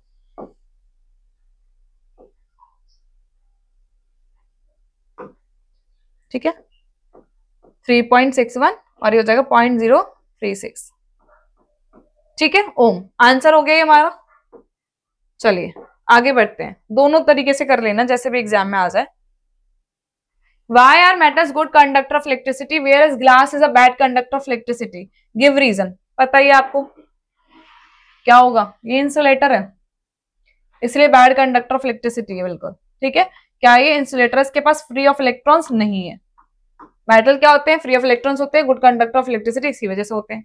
नेक्स्ट क्या कह रहा है? Wire alloys commonly used in electrical heating devices, give reason. Resistivity ज्यादा होती है, हीटिंग इफेक्ट ज्यादा होगा, इसी वजह से हम क्या करेंगे, हीटिंग इफेक्ट्स वाले जितने भी गैसेस होते हैं उनमें हम किसका यूज करते हैं? अलॉयज का यूज करते हैं। ठीक है, so metals have very low resistivity and hence they are good conductor of electricity. बात समझ आ गई? Whereas glass has very high resistivity so glass is a bad conductor of electricity.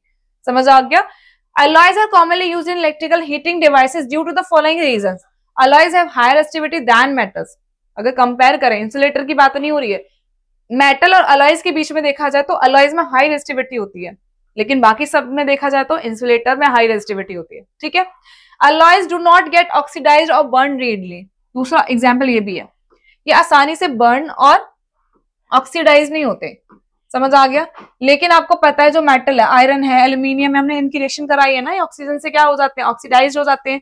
इसी वजह से इनका हम यूज नहीं करते। अगर वो हीट जा रही है, ऑक्सीजन जा रहा है, अगर वो हीटिंग की इफेक्ट की वजह से वो रिएक्शन भी करेगा ऑक्सीजन से तो वो बर्न नहीं होगा जल्दी से एंड ऑक्सीडाइज भी नहीं होगा। ये बात समझ आ गई? सिर्फ हीटिंग इफेक्ट शो करेगा। आपने देखा होगा ना, टंगस्टन का वायर है, टंगस्टन लगा होता है ना तो रेड हॉट तक हो जाता है, इसी तरीके से रेड हॉट हो जाएंगे बट वो बर्न नहीं होंगे। Is it clear? तो इसलिए हम अलॉयज का यूज करते हैं। स्क्रीनशॉट ले लीजिए फिर आगे बढ़ते हैं। चलिए क्वेश्चन नंबर 20 पर आते हैं। Calculate the resistivity of the material of a wire of length 1 metre, radius 0.01 centimetre and resistance 20 ohms. ठीक है, तो आपको कैलकुलेट क्या करना है? Material wire of length, length कितनी है आपको पता है? 1 मीटर है। रेजिस्टिविटी कैलकुलेट करनी है आपको। रेडियस आपको दिया हुआ है 0.01%। अब आप सोचेंगे आर कहां से आ गया? रेजिस्टेंस दिया 20 ओम्स, यानी कि अब आप सोचेंगे मैम रेजिस्टिविटी भी निकालनी है, एरिया भी नहीं दिया हुआ, तो एरिया को कैलकुलेट करेंगे हम क्या? पाई आर स्क्वायर से। पाई की वैल्यू या तो 22/7 लगा लीजिए, ऐसे यहाँ कटेगा नहीं, डायरेक्टली 3.14 ही लगा लीजिए। ठीक है, 3.14 और इसको 0.01 सेंटीमीटर से कन्वर्ट कर लीजिए मीटर में, तो ये हो जाएगा 0.01 इंटू 10 की पावर -2 या फिर इसे कर लो सीधे सीधे 1 इंटू 10 की पावर -4, ठीक है, 1 इंटू 10 की पावर -4 का क्या स्क्वायर, तो ये हो जाएगा 3.14 इंटू 10 की पावर -8, ठीक है। इस वैल्यू को हमें पुट करना है कौन से फॉर्मूले में, हमें निकालना है resistivity, R equals to rho L upon में A हमारा फॉर्मूला होता है, तो रो इज इक्वल्स टू क्या हो जाएगा, RA अपॉन में L, ठीक है। R की वैल्यू कितनी दे रखी है 20, A की वैल्यू कितनी दे रखी है 3.14 इंटू 10 की पावर -8 एंड L की वैल्यू कितनी दे रखी है 1, तो हमें क्या करना है मल्टीप्लाई कर देना बस, 20 इंटू 3.14 3.14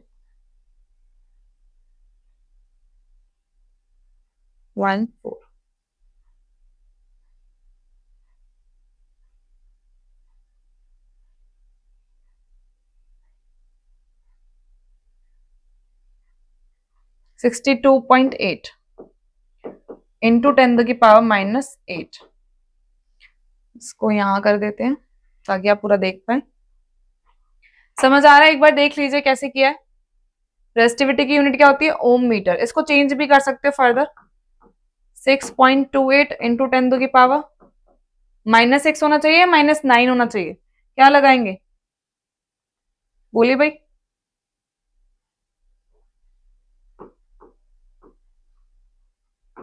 या फिर 0.628 इंटू 10 की पावर -6 ओम मीटर, ठीक है।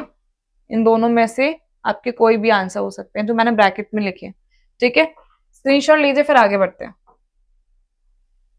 10 की पावर -8 कर लीजिए इसको, ठीक है, स्क्रीनशॉट लीजिए फिर आगे बढ़ते हैं।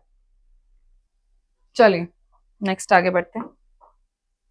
21 कॉपर 21 क्वेश्चन है, copper wire has diameter 0.5, D कितना है 0.5 mm है, ठीक है। इसको कन्वर्ट कर देंगे रेडियस में, 0.5 अपॉन में 2 करेंगे तो ये आ जाएगा समथिंग समथिंग 0.25, इसको कन्वर्ट करेंगे फिर से तो लिखेंगे 2.5 इंटू 10 की पावर -4 मीटर, क्योंकि ये mm में था इसे मैंने मीटर बना लिया, ठीक है, और 2.5 कर दिया, 0.25 इंटू 10 की पावर बनता है क्या -3 मीटर के लिए, ठीक है। Calculate the length of this wire, क्योंकि आप जानते हैं ना 1 mm में 10 की पावर -3 मीटर होते हैं। Calculate the length of this wire, आपको क्या कैलकुलेट करना है लेंथ ऑफ दिस वायर, ठीक है। To make it resistance 100 ohm, resistance को कितना बनाना है 100 ओम, ठीक है, रेजिस्टेंस 100 ओम है। How much does the resistance change the diameter is double without changing its length, ठीक है, ये बाद में करेंगे, पहले हमें यहाँ तक कर लेना है, 100 ओम तक हमें पता चल गया, लेंथ हमें कैलकुलेट करनी है, रो हमें कितना दिया है 1.6 इंटू 10 की पावर -8 ओम मीटर, ये हमें रो दे रखा है। फॉर्मूला आप जानते हैं R equal to rho L upon में A, एरिया आपको दिया नहीं है, एरिया हम कैलकुलेट करेंगे पाई R स्क्वायर से, पाई की वैल्यू लगा दो सीधे सीधे 3.14 R स्क्वायर है, 2.5 इंटू 10 की पावर -4 का स्क्वायर करना है, तो ये हो जाएगा 3.14 इंटू 6.25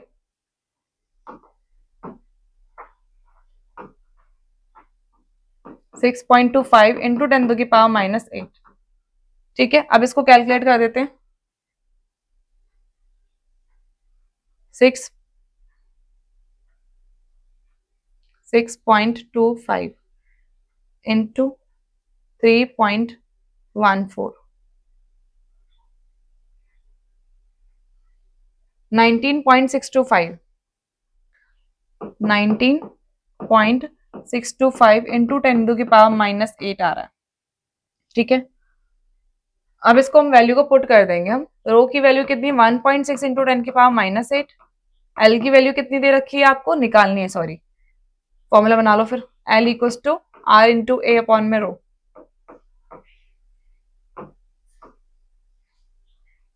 ठीक है। अब इसी हिसाब से हम रखते जाएंगे, आर कितना दिया 100, ए कितना है हमारा 19.625 इंटू 10 की पावर -8,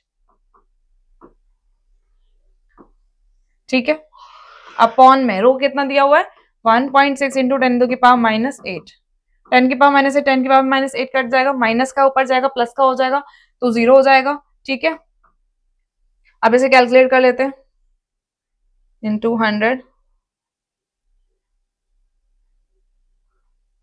ये हो जाएगा 1962.5 अपॉन में 1.6, पॉइंट से पॉइंट कैंसिल आउट हो जाएगा, तो डिवाइड दे देते हैं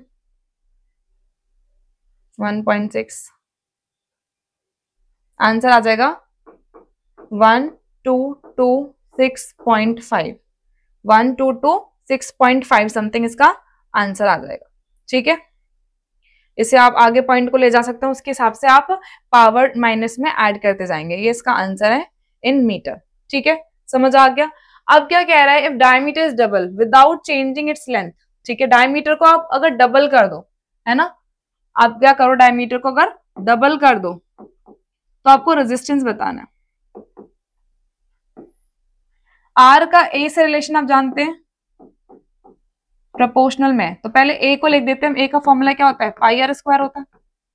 ठीक है, पाई के साथ अगर मैं आर हमें दिया नहीं है, डायमीटर को डबल करें तो 2 अपॉन में डी अपॉन में 2 का स्क्वायर कर सकती हूँ मैं।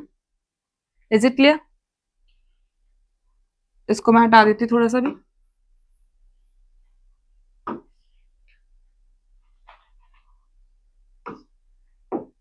ठीक है,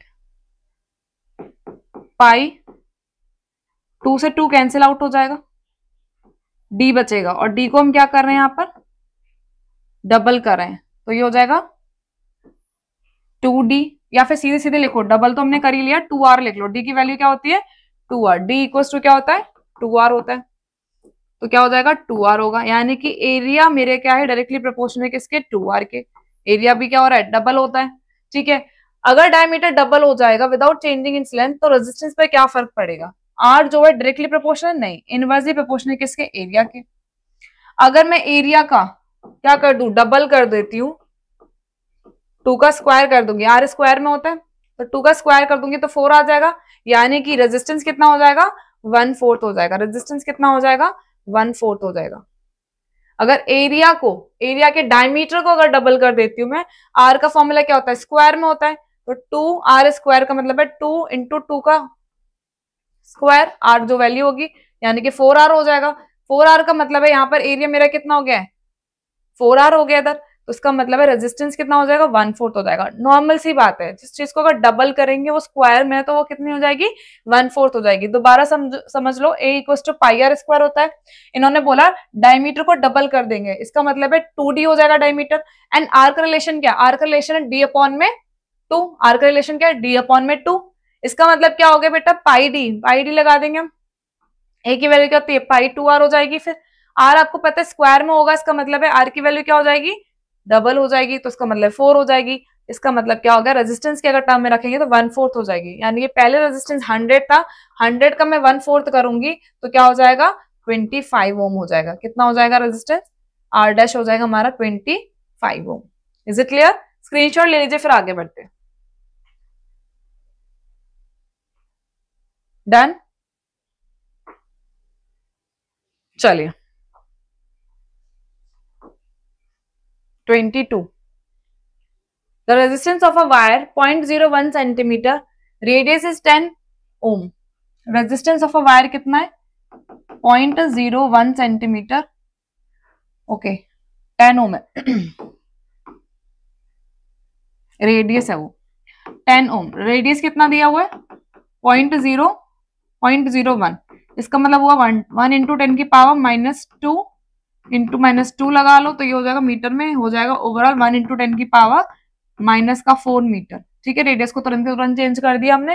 रेजिस्टिविटी कितनी है, 50 इंटू 10 की पावर -8 ओम मीटर। ठीक है, find the length of the wire, आपको क्या निकालना है, लेंथ निकालनी है। फॉर्मूला पता ही है आपको, आर इक्वल टू क्या होता है, रो एल अपॉन में A, R equal to rho L upon में ए। रो यहाँ पर क्या है, 50 इंटू 10 की पावर -8 है, एल क्या हो जाएगा हमारा, हमें निकालना है, एंड ए क्या हो जाएगा, पाई आर स्क्वायर,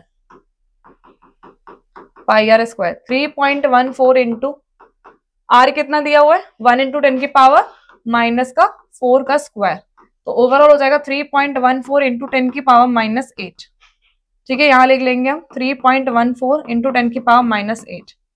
एल निकालेंगे, एल निकालने के लिए हो जाएगा 3.14 इंटू 10⁻⁸ ऊपर,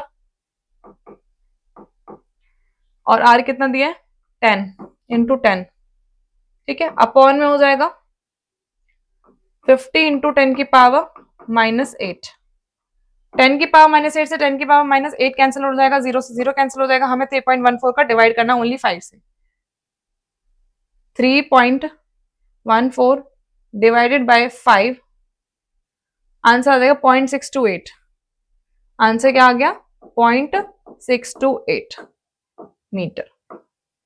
ठीक है, समझ गए, कर लेंगे, आसान था बहुत। स्क्रीनशॉट लीजिए, फिर आगे बढ़ते हैं।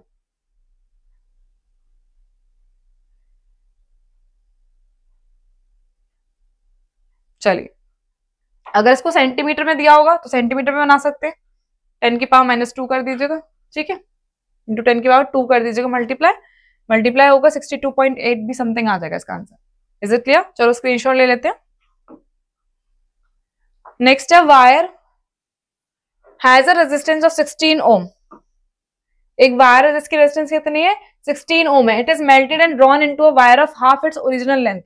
Calculate the resistance of the new wire, what is the percentage change in its resistance. दोबारा समझ लीजिए क्वेश्चन को। Wire has a resistance of 16 ohm, it is melted and drawn into a wire of half its original length. Calculate the resistance of the new wire, what is the percentage change in resistance. ठीक है, इसको बाद में करेंगे, पहले आ जाइए। एक wire है 16 ओम का, ठीक है, आर क्या है यहाँ पर 16 ओम है, इसको मेल्टेड एंड ड्रॉन कर दिया जाता है, ये अपनी ओरिजिनल लेंथ का क्या हो जाएगा हाफ हो जाएगा। ठीक है, calculate the resistance of the new wire, हमें आर डैश को कैलकुलेट करना है। समझ आ रहा है क्वेश्चन? आसानी से समझ आ गया? पहले एक बार क्वेश्चन को समझ लो, देख लो, फिर सॉल्व करते हैं। चलिए देख लिया आप लोगों ने, तो आपको ये बात समझ आ गई है, हमारा जो आर है वो पहला 16 है, आर डैश हमें फाइंड करना है। ठीक है, आर डैश हमें फाइंड करना है। एल जो है पहले एल है, फिर बाद में क्या हो जाता है L/2 हो जाता है, यानी कि इसका हाफ हो जाता है। ठीक है, रेजिस्टिविटी में कुछ दी नहीं है, अब इसका बाद में परसेंटेज निकाल लेंगे। आपने अगर ट्राई कर लिया वो देखते हैं अगर सही होता है या नहीं। आसान है, पहले आपको वॉल्यूम पता होना चाहिए। वॉल्यूम क्या होता है एरिया इंटू लेंथ कर लेंगे। न्यू वॉल्यूम क्या होगा एरिया इंटू एल डैश होगा, यहां से निकालेंगे ए डैश, एल अपॉन में एल अपॉन में एल डैश कर लो उसको। ठीक है, वैल्यू लगा लीजिए, एल डैश क्या है L/2 है, एल से एल कैंसिल आउट हो जाएगा, तो ए डैश क्या निकलेगा 2a निकलेगा। ए डैश कितना निकलेगा 2a, यानी कि जो न्यू बनने वाला है ए डैश, और मैं आर डैश जो यूज कर रही हूँ ना वो न्यू के लिए, जो न्यू एरिया हो जाएगा वो कितना हो जाएगा 2a हो जाएगा, दुगना हो जाएगा। इतनी बात समझ आ गई। अब इसके लिए रेजिस्टेंस बोला गया, तो रेजिस्टेंस हम निकाल सकते हैं यहाँ से, R equal to rho L upon में A हो जाएगा। एक फॉर्मूला मेरा बनेगा R dash equal to rho A dash upon में L डैश। रो से रो तो कैंसिल आउट हो जाएगा, सिंपल है, सेम है। ठीक है, A डैश के लिए हम क्या लगाएंगे 2a, और L डैश के लिए हम क्या लगाएंगे L/2। आपको पता है L से L, A से A कैंसिल आउट हो जाएगा। ठीक है, ये क्या हो जाएगा हमारा मल्टीप्लाई में 4 हो जाएगा। ठीक है, समझ आ रहा है? तो R कितना आया हमारा, R डैश आ गया हमारा 4R। ये बात समझ आ गई? कोई दिक्कत? आसान है बहुत ज्यादा। ठीक है, अब क्या करना है हमें चेंज निकालना है, तो चेंज निकालते हैं। क्या करेंगे R minus R dash upon में R करेंगे। परसेंटेज ऑफ रेजिस्टेंस निकालने के लिए पुराना वाला रेजिस्टेंस माइनस न्यू वाला रेजिस्टेंस अपॉन में पुराना वाला रेजिस्टेंस, ओल्ड रेजिस्टेंस माइनस में न्यू रेजिस्टेंस अपॉन में ओल्ड रेजिस्टेंस इनटू 100 करेंगे, क्योंकि परसेंटेज निकाल रहे हैं, इनटू 100 करेंगे। इस तरीके के फॉर्मूले बना लेंगे हम। ठीक है, तो आपको ये याद रखना है कॉन्सेप्ट, अगर इस तरीके से क्वेश्चन आएगा तो आपको ऐसे ही करना होगा। ठीक है, परसेंटेज ऑफ R निकालने के लिए पहले कितना है 16 है, नया कितना है 4 आया, पहले कितना था 16 था, इनटू 100। 16 माइनस 4 कितना होता है 12, 12 अपॉन में 16 इंटू 100, 2 से कट जाएगा 6/8, फिर कट जाएगा 300 अपॉन में 4, ये आ जाएगा 75% आंसर। समझ आ गया? एक हमारा ये आंसर आ गया और एक हमारा ये आंसर आ गया। ठीक है, न्यू रेजिस्टिविटी बतानी थी आपको, न्यू रेजिस्टेंस बताना था, वो ये हो गया फर्स्ट आंसर। फिर परसेंटेज बताना था, तो ये वाला हो गया हमारा आंसर। ठीक है, इज इट क्लियर? चलो स्क्रीनशॉट ले लो, फिर आगे बढ़ते हैं। डन। चलिए अब if the current radius of a current carrying conductor is half, अगर radius of the current carrying conductor को क्या कर दिया जाए, हाफ कर दिया जाए, how does current through it change. ठीक है, इसका करंट कितना चेंज होगा, आपको आई की वैल्यू निकालनी है। आई का रिलेशन जो होता है आर से इनवर्सली प्रोपोर्शन होता है, रेजिस्टेंस ज्यादा तो करंट कम। ठीक है, अगर मैं बोल रही हूं कि इसको हाफ कर दिया गया है, इसको हाफ कर दिया गया है, तो ये ऊपर पहुंच जाएगा, तो करंट कितना हो जाएगा, एक सेकेंड, वो भी रेडियस बोला गया, radius of a current carrying conductor is half. चलिए ए से निकालना पड़ेगा, A equals to pi are square, half करेंगे, इसका मतलब है हाफ का स्क्वायर, ये हो जाएगा 1/4। और हमारा फॉर्मूला है rho is equal to R equal to rho L upon में ए। पहले तो यहां से रिलेशन निकाल लेते हैं, आर इक्वल टू क्या होता है, रो एल अपॉन में ए। ठीक है, और ए क्या है यहां पर 1/4, तो आर क्या होगा, ए यहां पर 1/4 है, तो आर की वैल्यू क्या होगी 1/1/4, आर की वैल्यू हो जाएगी 4। ये बात समझ आ गई? ठीक है, आर की अगर वैल्यू 4 है, आर की वैल्यू अगर 4 है तो 1/4 लिख देंगे। इसका मतलब है करंट क्या हो जाएगा 1/4 हो जाएगा, करंट क्या हो जाएगा 1/4 हो जाएगा। समझ आ गया हमने कैसे निकाला है, क्योंकि हमें रेडियस दिया था, रेडियस दिया हुआ है, ये रेजिस्टेंस नहीं है, मैंने ध्यान नहीं दिया, रेडियस दिया हुआ है हमारा, रेजिस्टेंस नहीं है, रेडियस को हाफ कर दिया गया। How does current through it change, तो हमें पता है रेडियस से हम एरिया निकाल सकते हैं, एरिया हमने निकाल लिया, एरिया निकालने के बाद हम क्या निकाल सकते हैं, रेजिस्टेंस निकाल सकते हैं। रेजिस्टेंस का रिलेशन होता है किससे, करंट से, उसके बाद हम करंट निकाल सकते हैं, तो करंट कितना हो जाएगा 1/4। Is it clear to all? ये हमारा आंसर है। ठीक है, इस तरीके से टाइप के क्वेश्चंस को हम सॉल्व करेंगे। चलिए इसे स्क्रीनशॉट लीजिए, फिर आगे बढ़ते हैं। डन। चलो define resistance of a conductor, इसकी बात हो चुकी है हमारी, रुकावट होता है रेजिस्टेंस कंडक्टर में। ठीक है, स्टेट द फैक्टर्स, ये भी बात हो चुकी है, डायरेक्टली प्रोपोर्शनल है एल के, इनवर्सली प्रोपोर्शनल है एरिया के। ठीक है, एंड किस पर डिपेंड करता है, नेचर ऑफ द कंडक्टर पर। अभी अभी हमने देखा था इसमें, name the device which is often used to change the resistance without changing the voltage source in an electric circuit, calculate the resistance. Okay, ये न्यूमेरिकल है, तो पूछा जा रहा है डिवाइस का name which is often used to change the resistance, resistance को अगर चेंज करना है। शुरुआत में मैंने आपको बताया था रिवर्सस्टैट का नेम लिया था, ठीक है, और उसका सिंबल क्या बताया था आपको, इस तरीके से बताया था, इस तरीके से बना होता है। यहाँ पर वेरिएबल रेजिस्टेंस होती है, क्या होती है, वेरिएबल रेजिस्टेंस होती है, या फिर इस तरीके से एरो भी बना होता है, मैंने आपको पहले ही करवा दिए कुछ सिंबल्स। ठीक है, अगर रेजिस्टेंस फिक्स्ड है तो इस तरीके से आपका सिंबल बनेगा। ठीक है, तो रियोस्टेट समझ आ गया, एक डिवाइस है जिसके हिसाब से हम क्या कर सकते हैं, रेजिस्टेंस को कम या ज्यादा कर सकते हैं, वेरिएबल रेजिस्टेंस बना सकते हैं। It is a device which is often used to change the resistance without changing the voltage source in an electric circuit. हमें इलेक्ट्रिक सर्किट में वोल्टेज को चेंज करने की जरूरत नहीं है, यानी कि पोटेंशियल डिफरेंस को चेंज नहीं करना है, उसके हिसाब से हम क्या करेंगे, रेजिस्टेंस को चेंज करते जाएंगे। अभी न्यूमेरिकल देखना है क्या क्या दिया हुआ है, calculate the resistance of 50 centimetre length of wire, आपको आर ही निकालना है। 50 सेंटीमीटर यानी कि लेंथ दी है 50 सेंटीमीटर, इसको मीटर में कन्वर्ट कर लेंगे, 10⁻² मीटर। ठीक है, नेक्स्ट है cross section of area 0.01 square millimetre, यानी कि एरिया कितना दिया है 0.01, ओके 0.01 स्क्वायर मिलीमीटर, यानी कि मिलीमीटर का स्क्वायर। 1 मिलीमीटर में कितने मीटर होते हैं, 10⁻³ यहां लिख देती हूँ मैं, 1 मिलीमीटर में कितने होते हैं 10⁻³ मीटर। इसका स्क्वायर करेंगे तो ये हो जाएगा 0.01 इंटू 10⁻⁻6 मीटर स्क्वायर। ठीक है, कर लेंगे, आसान है। ठीक है, कन्वर्ट कर लिया हमने। एंड देन रेजिस्टिविटी बताई गई है 5 × 10⁻⁸। रेजिस्टिविटी कितनी है 5 इंटू 10 की पावर -8 ओम मीटर। ठीक है, ये रेजिस्टिविटी है। अब हमें फाइंड करना है रेजिस्टेंस। पेन चेंज कर लेते हैं थोड़ा सा कलर। चलो, R is equal to rho L upon में A। रो क्या होता है? रेजिस्टिविटी है, वैल्यू दे रखी है 5 इंटू 10 की पावर -8। L कितना दिया हुआ है? 50 इंटू 10 की पावर -2। ठीक है, एंड एरिया कितना दिया हुआ है? 0.01 इंटू 10 की पावर -6। ठीक है, इसको सॉल्व आउट करना है।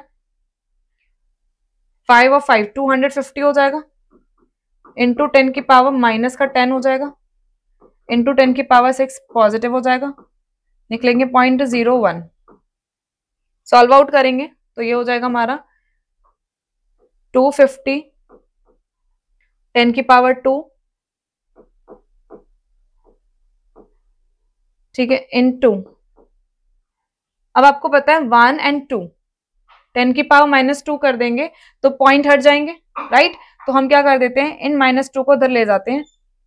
ठीक है, ऊपर नीचे क्या रखे 1, तो ये हो जाएगा हमारा 2.5 समथिंग इंटू 10 की पावर 2 ओम। ठीक है, ये आ गया आंसर। हमें कैलकुलेटर की जरूरत नहीं पड़ी, कैलकुलेशन आसान थी, हमने आसानी से कर दिया।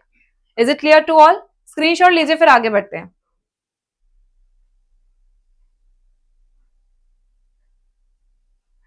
चलिए एक सेकेंड, थोड़ा सा इसमें थोड़ा गड़बड़ लग रहा है। 10 की पावर -4 होगा, मुझे लगा ये वो है, थोड़ा सा चेंज करती मैं। 2.5 इंटू 10 की पावर -4 है ये, ठीक, इंटू 10 की पावर 2 जो ऊपर गया, क्योंकि आपने यहाँ पे देखा नहीं ना, हमने ध्यान नहीं दिया। 10 की पावर माइनस या 6 है तो माइनस का आएगा ना, तो आ जाएगा 250 इंटू 10 की पावर -2, और ये हो जाएगा 2.5 डायरेक्टली मीट। ठीक है, आसान है बहुत। स्क्रीनशॉट ले लीजिए, फिर आगे बढ़ते हैं। डन। चलो, if a person has 5 resistors each of value 1/5 ohm, each of value 1/5 ohm, then the maximum resistance he can obtain by connecting them is। देखो मैक्सिमम याद रखना है, हमें रेजिस्टेंस कब मिलता है? मैक्सिमम रेजिस्टेंस मिलेगा जब हम सीरीज में जोड़ेंगे। किसमें जोड़ेंगे? हम सीरीज में जोड़ेंगे। अब आपको इस क्वेश्चन में दिया नहीं है सीरीज, तो आपको ये याद रखना पड़ेगा, सीरीज में जो करंट फ्लो करेगा उसको आप क्या करोगे? ऐड कर दोगे। सीरीज में क्या होगा? रेजिस्टेंस जुड़ जाएगी। तो आपको फॉर्मूला याद है, क्या होता है सीरीज का फॉर्मूला? बिल्कुल याद है, R equals to R1 plus R2 plus R3 plus R4 plus R5 plus R4 plus R5। ये आपको बात पता चल गई। R1 कितना है हमारा? 1/5, R2 भी कितना है? 1/5, R3 भी कितना है? 1/5, R4 भी कितना है? 1/5, R भी कितना है? 1/, ओवरऑल कितना हो जाएगा? 5/5 इक्वल्स टू 1 ओम। आंसर कितना हो जाएगा हमारा? 1 ओम। तो इस टाइप के क्वेश्चंस को आपको याद रखना है। ठीक है, करेक्ट ऑप्शन यहाँ पर ए होगा। ठीक है, डी मत लगाया ना, डी राइट नहीं है, डी रॉन्ग ऑप्शन होगा। ठीक है, क्योंकि यहाँ पे 1/5 दिया है आपको, 5 नहीं दिया हुआ। अगर 5 दिया होता तो 25 होता। Is it clear? Next question पे बढ़ते हैं आगे। चलिए, the maximum resistance which can be used using 4 resistors each of 2 ohm. दोबारा से मैक्सिमम रेजिस्टेंस बोल रहा है, तो आर को कैलकुलेट करेंगे आप। 4 रजिस्टर दिए हुए हैं और मैक्सिमम पूछा गया, तो मैंने आपको बता दिया है रजिस्टर अगर मैक्सिमम पूछ रहा है तो सीरीज में निकलेगा आंसर। R1 कितना है? 2, RB 3 4 5 सारे कितने होंगे? 2 होंगे। आंसर हो जाएगा हमारा 8 ohm. Option C is the correct answer. ठीक है, चलिए नेक्स्ट आगे बढ़ते हैं। 28, the maximum resistance which can be made using 4 resistors each of resistance 1/2 ohm। तो यहाँ पर याद रखना रेजिस्टेंस कैसा दिया हुआ है, हमें 1/2 है, फिर से मैक्सिमम पूछ रहा है तो हमें R कैलकुलेट करेंगे। 1/R 4 रेजिस्टर्स है, तो 1/R 1/R2 R3 plus R4। ठीक है, आपको क्या करना है? 1/2, ओके, 1/1/2 दिया हुआ है, तो ये ऊपर जाकर 2 ही हो जाएगा। एक सेकेंड, हमें सीरीज में जोड़ना है ना कि पैरेलल में। 1/2 तो मैं आंसर दिया हुआ है, तो ये भी ध्यान रखना है। R1 plus R2 plus R3 plus R4। Flow में हमने 1/2 को ही R1 लिख दिया, 1/2 प्लस 1/2 प्लस 1/2 प्लस 1/2। ये हो जाएगा ओवरऑल 1 2 3 4 4/2। कैंसिल आउट होकर आ जाएगा 2 ओम। तो option A is the correct answer of this question. ठीक है, चलिए नेक्स्ट आगे बढ़ते हैं।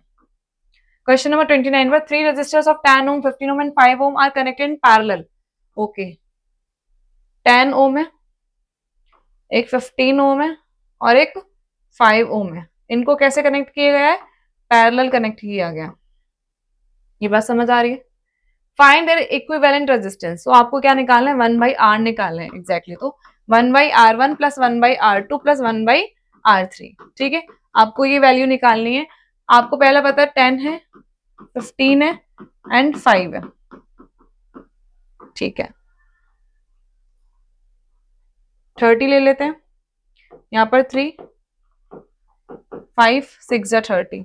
ठीक है, 1/R इक्वल्स टू, याद रखना है ये 1/R है क्योंकि वैल्यू पलटेगी भी R निकालने के लिए। 6 7 8 11/30। ठीक है, तो R क्या हो जाएगा? 30/11। अगर फ्रैक्शन में आंसर हो तो फ्रैक्शन में आंसर छोड़ देना। अगर कैलकुलेशन है, अगर ऑप्शन वाले में आता है तो आपको कैलकुलेशन करके दिखाना होगा पूरा। 30/11 आंसर आ जाएगा। सॉरी, थोड़ा गलत हो गया। 30/11 2.727 समथिंग आ जाएगा। 2.727 समथिंग आ जाएगा ओम। ठीक है, चलिए नेक्स्ट क्वेश्चन पे आगे बढ़ जाते हैं। ठीक है, list the advantages of connecting electrical devices in parallel with an electrical source instead of connected them in series. आपको एडवांटेजेस बताने हैं इलेक्ट्रिकल डिवाइसेस के अगर हम पैरेलल में कनेक्ट करते हैं। ठीक है, instead of connected them in series. देखो आप ये जानते हो सीरीज में जाएगा, रेजिस्टेंस बढ़ रहा है, करंट यहाँ पे क्या जाएगा? एक ही बार में जा रहा है। ठीक है, यहाँ पर क्या होगा? करंट हर चीज के लिए अलग अलग नहीं जाएगा। मान लीजिए एसी है, एसी के लिए हाईवे करंट चाहिए, तो अगर और भी हमने कोई कनेक्ट कर दिया तो उसके अंदर भी हाईवे करंट जाएगा। जैसे फॉल्ट होने का, फ्यूज होने का डर है, राइट। दूसरा क्या होगा? अगर एक फ्यूज खराब हो चुका है, अगर ये बल्ब है, अगर रेजिस्टेंस हमारा यहाँ पर सीरीज में जुड़ा हुआ है अगर, और ये बल्ब ग्लो कर रहा है और इसी से मैंने फैन कनेक्ट कर दिया और पता चला ये मेरा स्विच ऑफ हो गया, खराब हो गया, ठीक है, तो फैन भी मेरा नहीं चल पाएगा। बात समझ आ रही है? तो ये सारे डिसएडवांटेजेस हैं अगर सीरीज में हम इसे कनेक्ट करते हैं। अगर इसे हम करेंगे कनेक्ट किसमें? इलेक्ट्रिकल डिवाइसेस को पैरेलल में कनेक्ट करेंगे तो क्या क्या फायदे मिलने वाले हैं? इससे हमें पोटेंशियल डिफरेंस भी क्या मिलेगा? सेम मिलने वाला है, डिवाइड नहीं होगा। अगर हम जब सीरीज में कनेक्ट करते हैं तो क्या हो जाएगा? डिवाइड हो जाएगा। चलिए आगे बढ़ते हैं।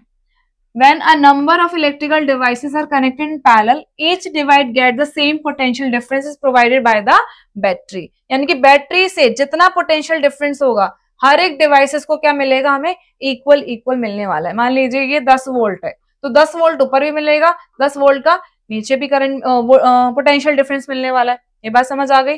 लेकिन जब हम सीरीज में करते हैं वो 10 वोल्ट डिवाइड हो जाता है। अगर डिफरेंस आएगा तो आप क्या लिखेंगे? यही लिखेंगे, पोटेंशियल डिफरेंस भी क्या हो जाता है? डिवाइड हो जाता है। यहाँ पर क्या रहने वाला है? पैरेलल में सेम रहने वाला है। अगर सेम रहेगा, अगर अच्छे से करंट फ्लो हो सकेगा या नहीं, हमने क्या पढ़ रखा है? पोटेंशियल डिफरेंस क्या हमारा? दो पॉइंट्स के बीच का डिफरेंस है, यानी कि एक इलेक्ट्रॉन को यहां तक पहुंचने में कितना वर्क डन लगा, कितनी मेहनत लगी, है ना। एक चार्ज को अमाउंट ऑफ वर्क डन, ठीक है, एक पर्टिकुलर चार्ज का एक पर्टिकुलर पॉइंट तक पहुंचने के लिए क्या होता है? पोटेंशियल डिफरेंस होता है। तो इस वैल्यू को कैलकुलेट करने के लिए हमने पहले फॉर्मूले देख लिए हैं, पर हमें ये बात समझ आ गई है अगर ये डिफरेंस, अगर ये कम होगी वैल्यू तो इलेक्ट्रॉन को उतनी ही देरी लगेगी और करंट भी उतना ही कम बहेगा। ये बात समझ आ गई? करंट फ्लो कैसा होगा? फिर कम फ्लो होगा। तो हम पहले पढ़ चुके हैं V डायरेक्टली प्रोपोर्शनल है I के। अगर V की वैल्यू अच्छी रही, सबको सेम से मिलेगी, तो करंट सब में सेम अच्छी तरीके से फ्लो कर पाएगा या नहीं कर पाएगा? बात समझ आ रही है ना? तो ये बात हमें याद रखनी है इस वाले फॉर्मूले से। अब आगे बढ़ते हैं। नेक्स्ट क्या कह रहा है? It keeps on working even if other devices fail. अब देखो, अगर मैंने सीरीज में कनेक्ट नहीं किया है, पैरेलल कनेक्ट किया है, तो इसके लिए स्विच अलग होगा, इसके लिए स्विच अलग होगा, इस वाले के लिए स्विच अलग होगा।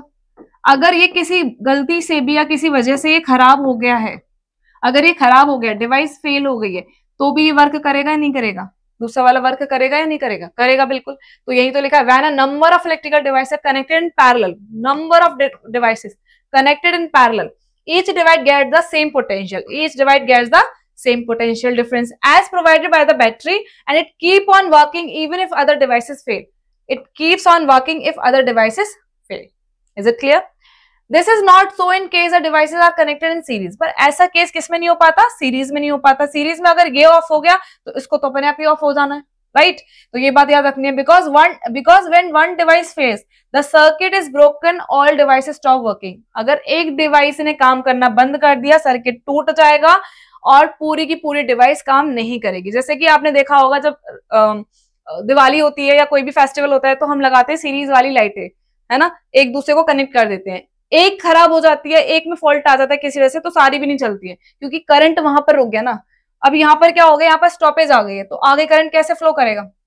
कर पाएगा? नहीं कर पाएगा, क्योंकि हमने किस में कनेक्ट कर रखा है? सबको सीरीज में कनेक्ट रखा है। 10 झालरें लगा दी हमने लाइट की, है ना, 10 में से एक खराब हो गई है, एक चल नहीं पा रही, किसी वजह से करंट नहीं फ्लो कर पा रहा है, तो बाकी भी 9 नहीं चल पाएंगी। अगर हम इन्हें पैरेलल में कनेक्ट करेंगे तो एक के खराब होने से दूसरे पर फर्क नहीं पड़ता। Is it clear to all? ये बात हमें याद रखनी है। तो वही लिखा हुआ है यहाँ पर, सर्किट क्या हो जाता है? ब्रेक हो जाता है, जिसकी वजह से डिवाइस स्टॉप हो जाएगी। Parallel circuit is helpful when each device has different resistance and requires different current for its operation. Parallel circuit is helpful. किस लिए helpful है? हर एक डिवाइस को हमें डिफरेंट रेजिस्टेंस होता है, सबको डिफरेंट करंट चाहिए। भाई मैंने अभी भी बताया, एसी को ज्यादा चाहिए होगा, बल्ब को कम चाहिए होगा। तो as in the case current divides itself through different devices. Current क्या हो जाता है? डिवाइड हो जाता है, बताया था आपको।